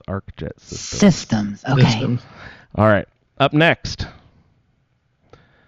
we have the Neptune Aquifer. The Neptune Aquifer. Jess. Poseidon water treatment plant. It's close enough. I'll give it to you. It's the reservoir. Up Oh, around Poseidon the Reservoir. Yeah, Reservoir. but Very Neptune, good. Poseidon. Yep, Got that. very good. I picture the building, Very good. but I'm like, what is it called? You got This it. factory. Pig corn? You nailed it. All right. Up next, we have The volleyball face nuke plaything warehouse. Volleyball face nuke plaything warehouse. That's an easy one. Yeah. Go for it, Jess. Are you okay? If you're sure. Okay. Wilson Automatoys Factory. That is the Wilson Automatoys. Very good. I like volleyball face.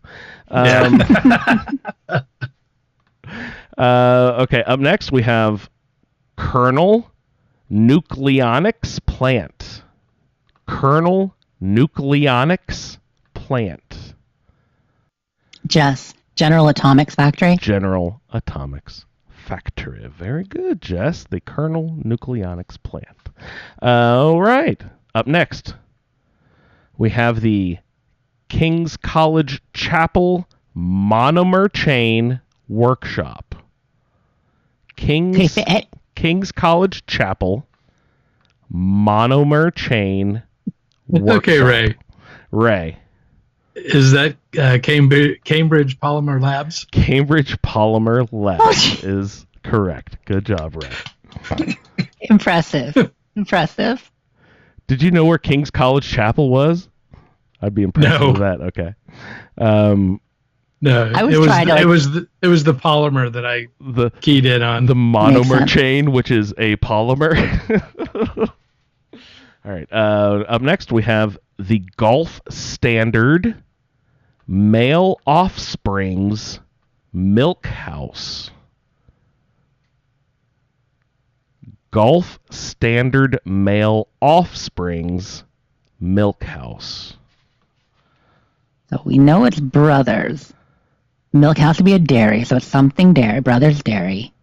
Golf Standard? Like what's the Par? Golf Standard? Oh, Parsons Creamery. Parsons Jess. Creamery. Good job, Jess. Nailed it.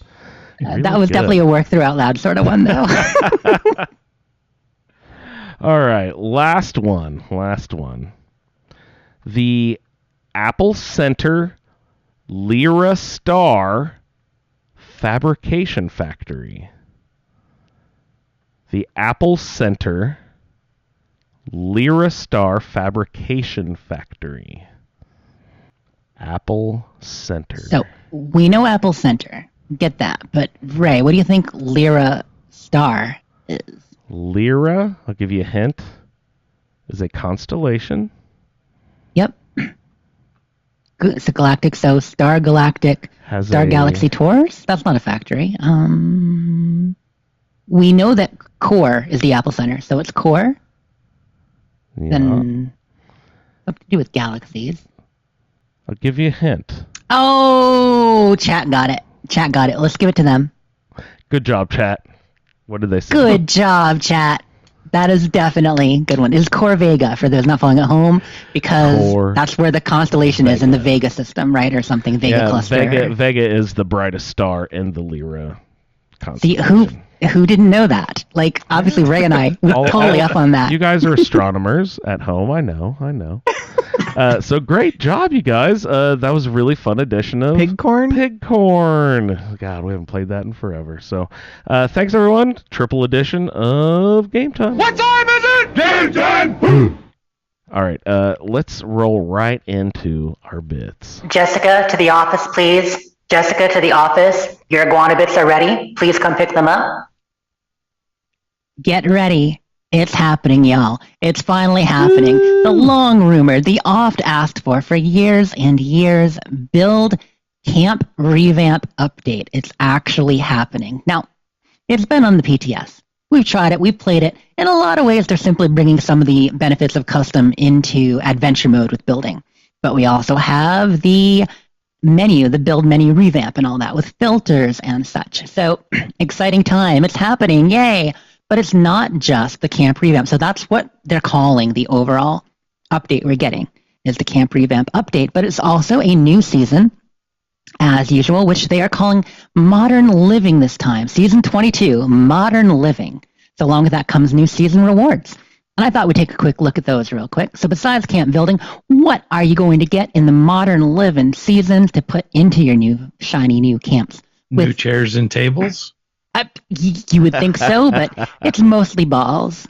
Mostly bowling balls. There is an inordinate number of bowling balls on the board this season. Have you seen this, Andrew? What about bowling screams modern living? That's crazy. That's a real question. Yeah, no, you're getting a Nuka-Cola bowling ball rack and a cool Nuka-Cola bowling ball and a cool Nuka-Cola jukebox all on the first page. Honestly, they all look pretty great, but At least the balls in No Man's Sky have a value to them, beyond decoration. I mean, these have a value to them too. They look nice. But yeah, so it's an interesting season. I'm going to go through the words right now. I actually, while I've heard about some of it, I haven't gone page by page to take a look myself until just now. So, like I said, first pages, there's some cool Nuka-Cola themed stuff.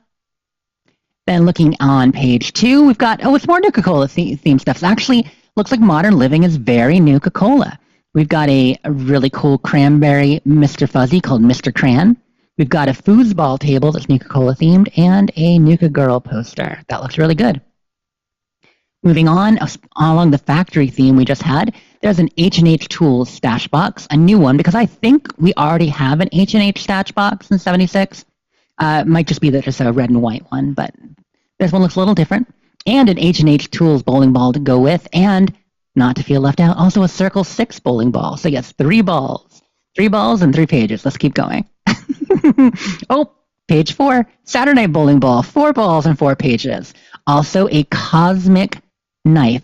Andrew, I don't know what this is. This cosmic knife. It might be a skin. So it looks kind of like your classic kind of just like a bone handle, fancy all-purpose like knife. I don't know. You ever read the Golden Compass, Amber Spy, Glass Subtle Knife Yes, stories? the subtle knife. Yes, his dark material. Love that. He could cut through the worlds with his mystic knife. That was almost my first thought too, Andrea. Great minds think alike. Yeah. I love that. But yeah, so the cosmic knife. I don't know what it is, but it looks kind of neat. Also, cosmic knife advertisements. I wonder if it's being sold as kind of like a whole, it slices, it dices, like the one knife that can do everything.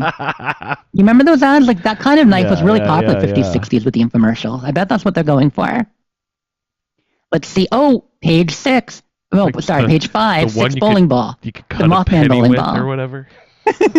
Yeah, exactly, that one. We've got a Mothman Museum rug, actually very cool looking rug, Mothman Museum shirt, and a Mothman Museum bowling ball. Honestly, I'm really liking all these so far. Not as much home decor as you expect, besides the rug and the bowling ball stand. but they're kind of good looking rewards. Okay, next up, a new cat bowl, the Ragdoll cat bowl. Looks cute. And a sable shepherd. So we're going to get a new cat and a new dog on the scoreboard, page 6. Oh, fuzzy kitties, yeah. More fuzzy kitties and more fuzzy puppies. Moving on, we've got a new firework launcher. This one is a Vault-Tec firework launcher. Probably does the same thing. We won't know till we get there. They also have a soup serving thing. It's called the Soul Soup Server. So one thing that you might see in some older retro kitchens, and I know a lot of you listening might remember these, are basically like little tureens, soup warmer things that actually sit on your counter. So you keep the soup warm, not like a crock pot or something or like on the stove, but actually like little things you could set them in. They did them for making your own boiled eggs and stuff too, if you can kind of picture what I'm talking about. So now they got one for soups. It's very cute. Would go in a cafeteria or a well-appointed kitchen. We've also got the new Cherry Bomb Tinker's Workbench. So, you have that one weapons workbench that has a car attached? When you use it, the car goes up. Have you guys seen that? The car goes up. I don't know. So it's a weapons workbench, and it's got a, nice blue car. I believe it's blue. Uh-huh. And when you go to use it, it jacks it up into the air, like as if you're working on a car in a garage. Oh, that's funny. No, I haven't seen that. I'd remember that. Okay, well, yeah, I've got one I actually have one in Hard Knock Holmes's, in his garage. He's actually got one in his camp. But Cherry Bomb Tinker's Workbench is going to be a Tinker's Workbench that does the same thing with the Cherry Bomb vehicle, which is, of course, the super sporty Corvega car. There's also a new derby game. You got to love the horse races. There's now a new one for that, Chrysalis Motors. So yeah, it seems to be they're hitting all kinds of different aspects of the home. We're hitting the garage and the cars. We're hitting the kitchens with knives and soup servers. I don't know. Oh, here we go. Abraxo, your number one sponsor of everything cool. Abraxo, clean it up. You got a new jumpsuit, Abraxo display to put around, and an Abraxo neon light. I don't know about you, but when I want a fancy neon light for my home, I don't go for like, my favorite beer or like, my favorite entertainment item. I like go for my favorite cleaner. It's my favorite abrasive cleaner, yeah. Oh, but wow, Linda. No Abraxo bowling ball? Yeah, exactly. Wait, what's I think up? there was actually. Let me go back. Abraxo. No, we did not get an Abraxo bowling ball. Oh, but we did get a Chrysalis bowling ball the last page that I didn't shout out. So Chrysalis bowling ball. Oh, well, that's a game changer. I got to get all of that now. Yeah, Abraxo. I cannot believe they left us out. Maybe there's already an Abraxo ball. Maybe that's why. On the next page, we got a Sunset Sarsaparilla bowling ball. Sunset Sarsaparilla bowling ball and a cool little Sheriff's Deputy, a Sunset Sarsaparilla Deputy badge, and a few fun things like that. Deputy name tag. And finally, we're almost to the bonus pages. We're getting some Garahan stuff. This is out of nowhere, you guys. Suddenly we were getting a bunch of Garahan mining gear. All right. Got a new extractor, a lunch pail loot bag, some steel ignots. If you want to, remember the joy that was fighting Shrogs in the pit, you can get your own steel ignots. Oh, and also, doing Union Dudes. Oh, I haven't done Union Dudes in a while. Bob is having traumatic flashbacks right now. That he is. Oh, my God. You guys grab your Pepto-Bismol, or maybe you won't need to, because page 12, right around score 92 or so, I would imagine, on the scoreboard, is an all-pink home decor set. You too can be Knuff with the Barbie home of your dreams, a pink modern stove, pink modern home kitchen set, and refrigerator to match. This is my first time seeing any of these. I'm loving them. They're great. They need a pink goo, mysterious pink goo food processor or something like that. Mm-hmm. From what was that school? What was it? The Suffolk County Charter Suffolk School? County, yes. Good poll. And of course, don't forget, you've got more pink goo in the Enclave experimental facility that we went through in the Brotherhood of Steel Quest line, because they were feeding their scientists slop too. Chicken nugget slurry. Page 13, we're almost up to the bonus page. This is going to be the final page before we get there. A Nuka-Cola jetpack. Very, very cool looking. And Nuka-Cola tile flooring. And never ball. Miss a floor sale. And finally, page 14, a Sunset Sarsaparilla vending machine and Sunset Sarsaparilla poster and some cool pickaxes. And it looks like there actually is one more page. Okay, 15 of 15. So they're not including the final page here in this count. We get the cork board for the whole season, a patio fireplace, which, hey, I love a good fire pit. Like IRL, it's great. I actually got a new poker this week too. It's very nice. A little further away, so I don't have to get in the smoke as much. Love it. And a spice rack. Every well-appointed home has a spice rack. I was just talking to Ray about that earlier. Oh, but you have to be Fallout first for that. So only the classiest among you, only the aristocrats get their new spice rack. But don't use the, the Mojave oregano in exchange for the Wasteland oregano. They're not the same plant. Don't confuse them. They're not the same plant. Oh, conversations before the show that make no sense to people listening. But yes, so come on, that's the scoreboard. I'm sorry if I had to, do it a little salesman style, but I was excited to see prizes. Is there already a bowling ball display rack? I think there already is a bowling ball display rack. Yes, we definitely have a bunch of balls, and I think there's a rack. But I'll admit I haven't ever racked my balls up, so I guess I don't know. Yeah. I mean, if there isn't, that would be very disappointing. Yeah, there's got to be. There's got to be a rack to go with them. I mean, not expected to just leave them on the floor, right? No, you don't just leave your balls out. There's like the bowling poses and stuff. So there was a bowling season at one, not season, but you know what I mean. At least we Right. No, we got a bunch of bowling equipment. We got the whole bowling lanes. The Those are bowling great. bag loop, the bowling ball loop bag and stuff like that, right? Yeah, we got the bundle that was like the Appalachian lanes or whatever they called it. Right. Yeah. It was just a bundle Good times. in the Atomic Shop. That's what it was. It wasn't like a season thing, right? Rando really wants the all pink kitchen. He's looking for some pink Mountain Don't cake. Honestly, I would probably try a pink cake. I think that might be Mountain Dew, not Mountain Don't. I think it's... What's that? That Dr. Pepper? It's that Dr. Pepper. That's that Dr. Pepper. Sure is. So we've talked about the camp revamp and all that coming, and I won't belabor it here. Experience it for yourself. I know I will, and it's going to be fun. We got the season rewards down. What else could be coming with this? Well, fear not, because they have messed with your build yet again, fair friends. So there are more perk revamps. Now, this is part of the ongoing thing. I say that, but it's more half-jokingly because they've been doing, focusing on a weapon type or two each time. And this is the heavy weapons and melee overhaul. So they are now touching more stuff with heavy weapons and with melee that they hadn't before. Going to be some perk changes there. We'll go over them more once we actually have a chance to play with them. But if you're thinking, I've got my build dialed in, well, maybe think again. Some things are changing. And it's always evolving. And there are a few other things changing too. A few perk cards going from 2 or 3 stars down to 1 like before. So again, they're really making it easier and easier for us to cram more perk cards into our loadout, which is kind of exciting.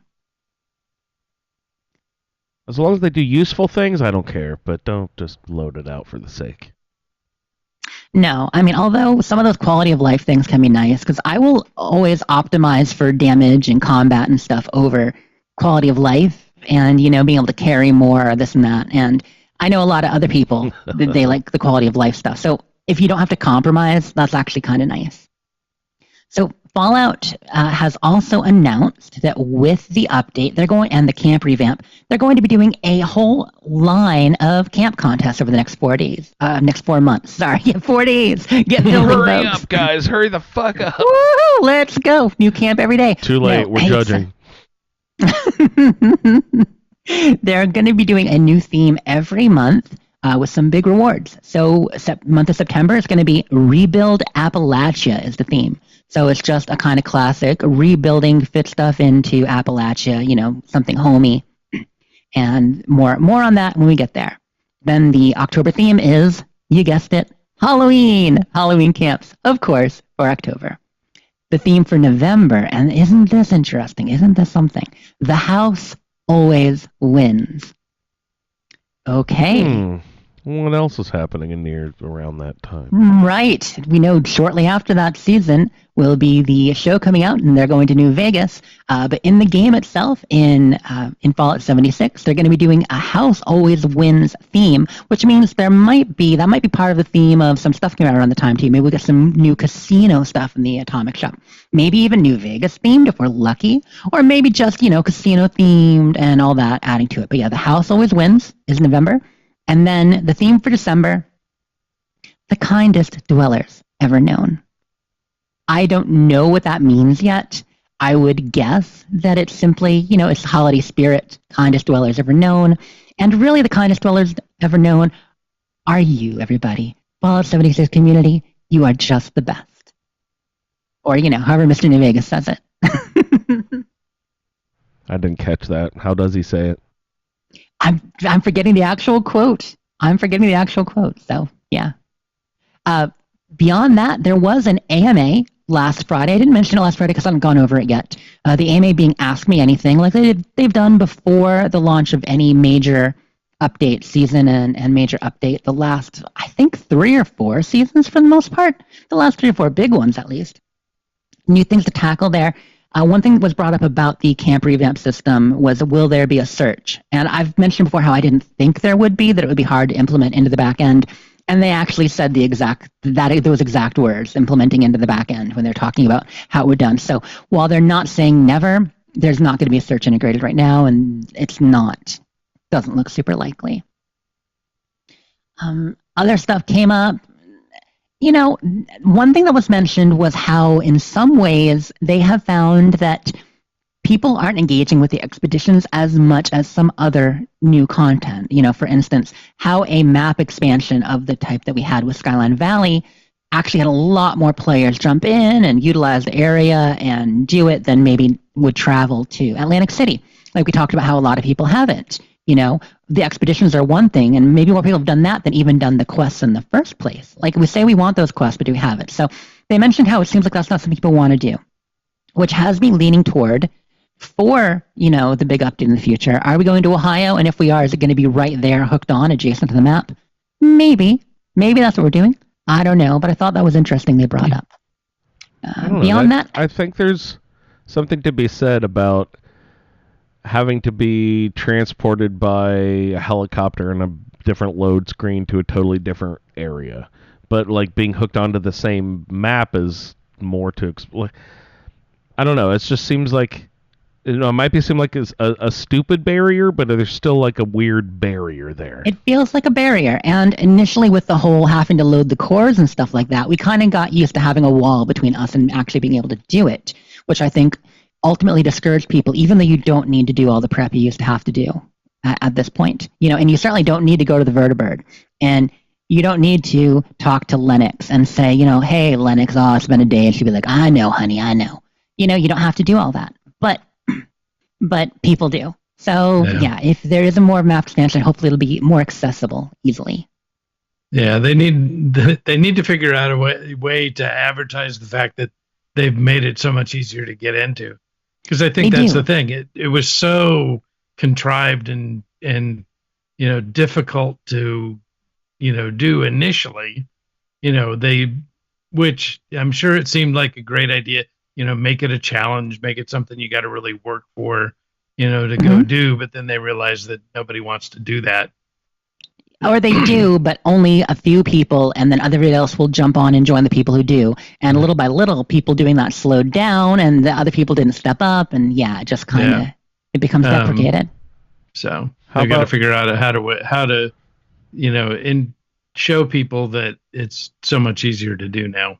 How does the new raid thing way down south rate against expeditions? Like, are people more apt to do the raid or the expeditions?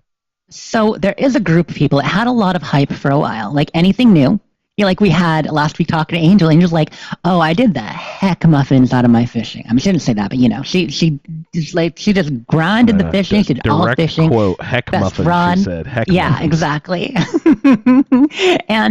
and she did that with fishing. And a lot of people did that with the raids. When they figure out how to grind the raids, they would just fight the robot over and over again, or they would go a little bit further and they learned how to piggyback on each other and maybe get a few more people in the raid than they should in order to complete it.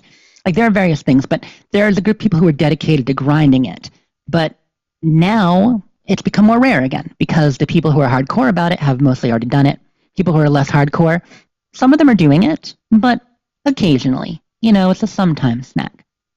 And expeditions, I still think expeditions are better than the raid for me, but I'm not a fan of the raid. I like something challenging but fun within the structure of the regular game, whereas the raid required a raid build.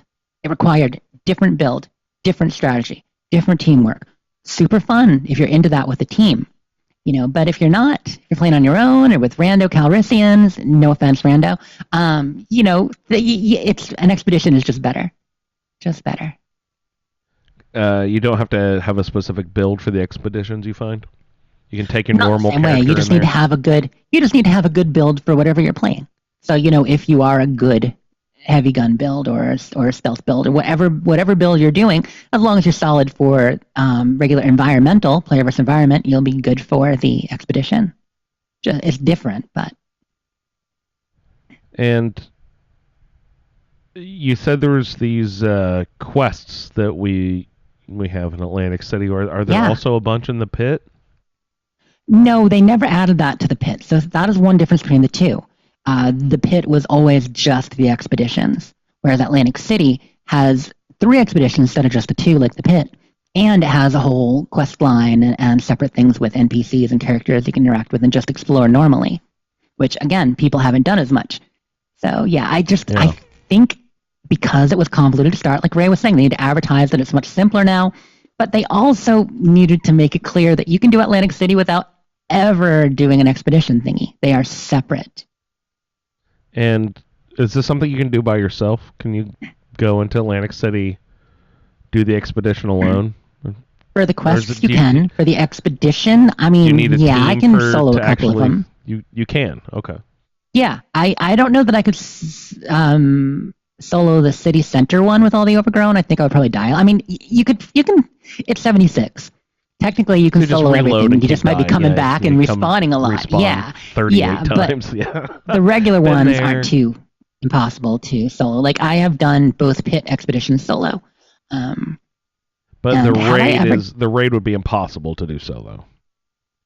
Oh, yeah. Well, yes, for humans.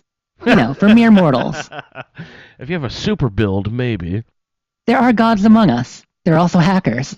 Sometimes they can be the same thing from the outside. There's like, but- I had all my friends crafting 48 things of instant coffee so that we could all blah, blah, blah, blah, blah. Exactly. No, exactly. Yeah.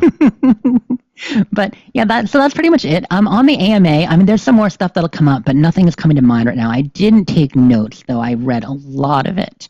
So I'll take a look at that, and anything else that comes to mind, I'll make sure and mention next week. Looking ahead on the calendar, so for September, like I said, the camp contest is starting. We've got aliens coming in. The Snailians are back. September 9th to September 23rd. Get ready to fight off those Zayton invaders. Again, there's also going to be a double XP weekend in the middle of September. And that's it until October, when we start getting things like Mischief Night. We get Fallout Day Excitement. We get Sporched. We get the Morgue mini-season, which is a cool name. All kinds of stuff. Very And that's cool. it. That's all the bits, That's y'all. the bits. Them's the bits. All right.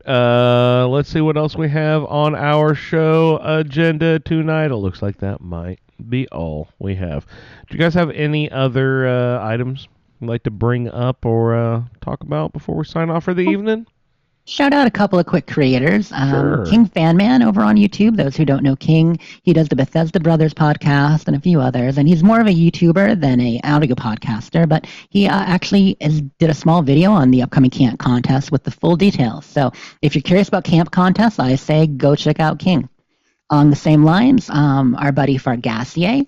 That's F-A-R Far, and then Gassier. I say Gassier, it's actually Fargassier. I don't know why I try to always give him the French pronunciation when he doesn't.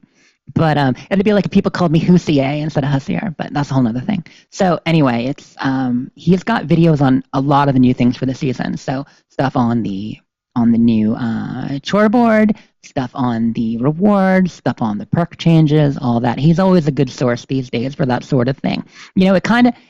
It kind of changes like who is the most frequently updating their information and stuff like that. He's a great one. And of course, Duchess Flame Cat is always going to have some good info. So as always, check her out. Just want to shout all of them out. Also going back and checking, see if I'll tweet anything interesting. I don't have anything, but you may have seen behind me, I've got a black fluffy Mothman upstairs in my stream with me, and he's adorable. Praise him. Praise him. Good stuff. Oh, Clint has Uh-oh. a good question in chat. Uh-oh. Did you see that? No. Asking how high of score did some people get? So Clint and Charlene got to 183 and 181 on the chore board this time. Rando got to 170 on one and 105 on another account. 170 and 105. I think if I remember right, Solior actually might have done it on both PC and Xbox, so we'll see where he got. PlayStation. I myself am only at 103. I will try to get a few more tickets so I can get the last items before the reset. We will see. Ray is at 0, I believe, right, Ray? Yeah, Ray is it uninstalled. Solior is 170 on Xbox and 140 on PlayStation. And Andrew, you finished the season, didn't you, or no? No, You I did. didn't even start it. Wait, I thought you were up to in the 80s. Are you sure? I don't think so. I think I did some. Is this still the fishing season? Yeah, still fishing season. I did some fishing, but I didn't actually concentrate on any of the board at all, really. Well, thank you everyone else for keeping the faith out there. So yeah, it looks like right now Clint and Charlene have our highest, but everybody else grinding them out. That's great. Well, congrats on everyone getting it, and remember, spend those tickets. If you got the tickets and you haven't turned them in yet, be sure to turn them in before Tuesday. Tuesday's the big switchover? Yep. All right. September 2nd. Oh, shit. September's here, guys. Yeah, we're knocking on the door. It's 2 days. Right on. Cool. Thank you for the shouts. Anything else tonight, Ray? Got anything? Not too much. Just hope everybody's having fun at Dragon Con. Oh, yeah, Dragon Con weekend. You're usually there. Yeah. Or Lee the or crowds have someone kind of usually gotten is. to me. Yeah. I could get that. Grumpier old guy every year, so. I get slightly grumpier every year. You know, people need to respect your space. Lee's posted up some good pictures from Dragon Con. He was there today. Very cool. Yeah, be safe, everybody out there going to Dragon Con. I mean, this year they could not have better weather. Oh, yeah. It's usually 110 degrees. Well, and dripping humidity or pouring rain. But we are dry as a bone for us right now, so it's fabulous. Beautiful. All right, guys. Well, have fun down there. All right, you guys. You can find Jess and all of her many projects at Sleep is 4T. And she also enjoys hanging out over in our Discord. So head over there if you'd like to interact. Jess, thanks so much for hopping on. Thank you. Have a great week, y'all. And Ray is at RayLB and at BBCISSS for the Butcher Baker Candle Maker in Space for all your No Man's Sky needs. Ray, thank you so much. Good times. I like to hang out in our Facebook group, and the show is at the Fallout Feed. I'd like to thank everyone for downloading this edition of the Fallout Feed. We'll see you in the Wasteland. Thank you for downloading this episode of the Fallout Feed Roundtable. If you are interested in doing a play-along character with us, the show can be contacted by emailing falloutroundtable@gmail.com. For the Roundtable schedule, our Amazon link, and all other show information, please head on over to asapodcasting.com, where you will find the Fallout Feed, a Skyrimatic podcast, our YouTube channel, the Chatterbox, as well as other content. Once again, thank you for downloading, and we'll see you in the Wasteland.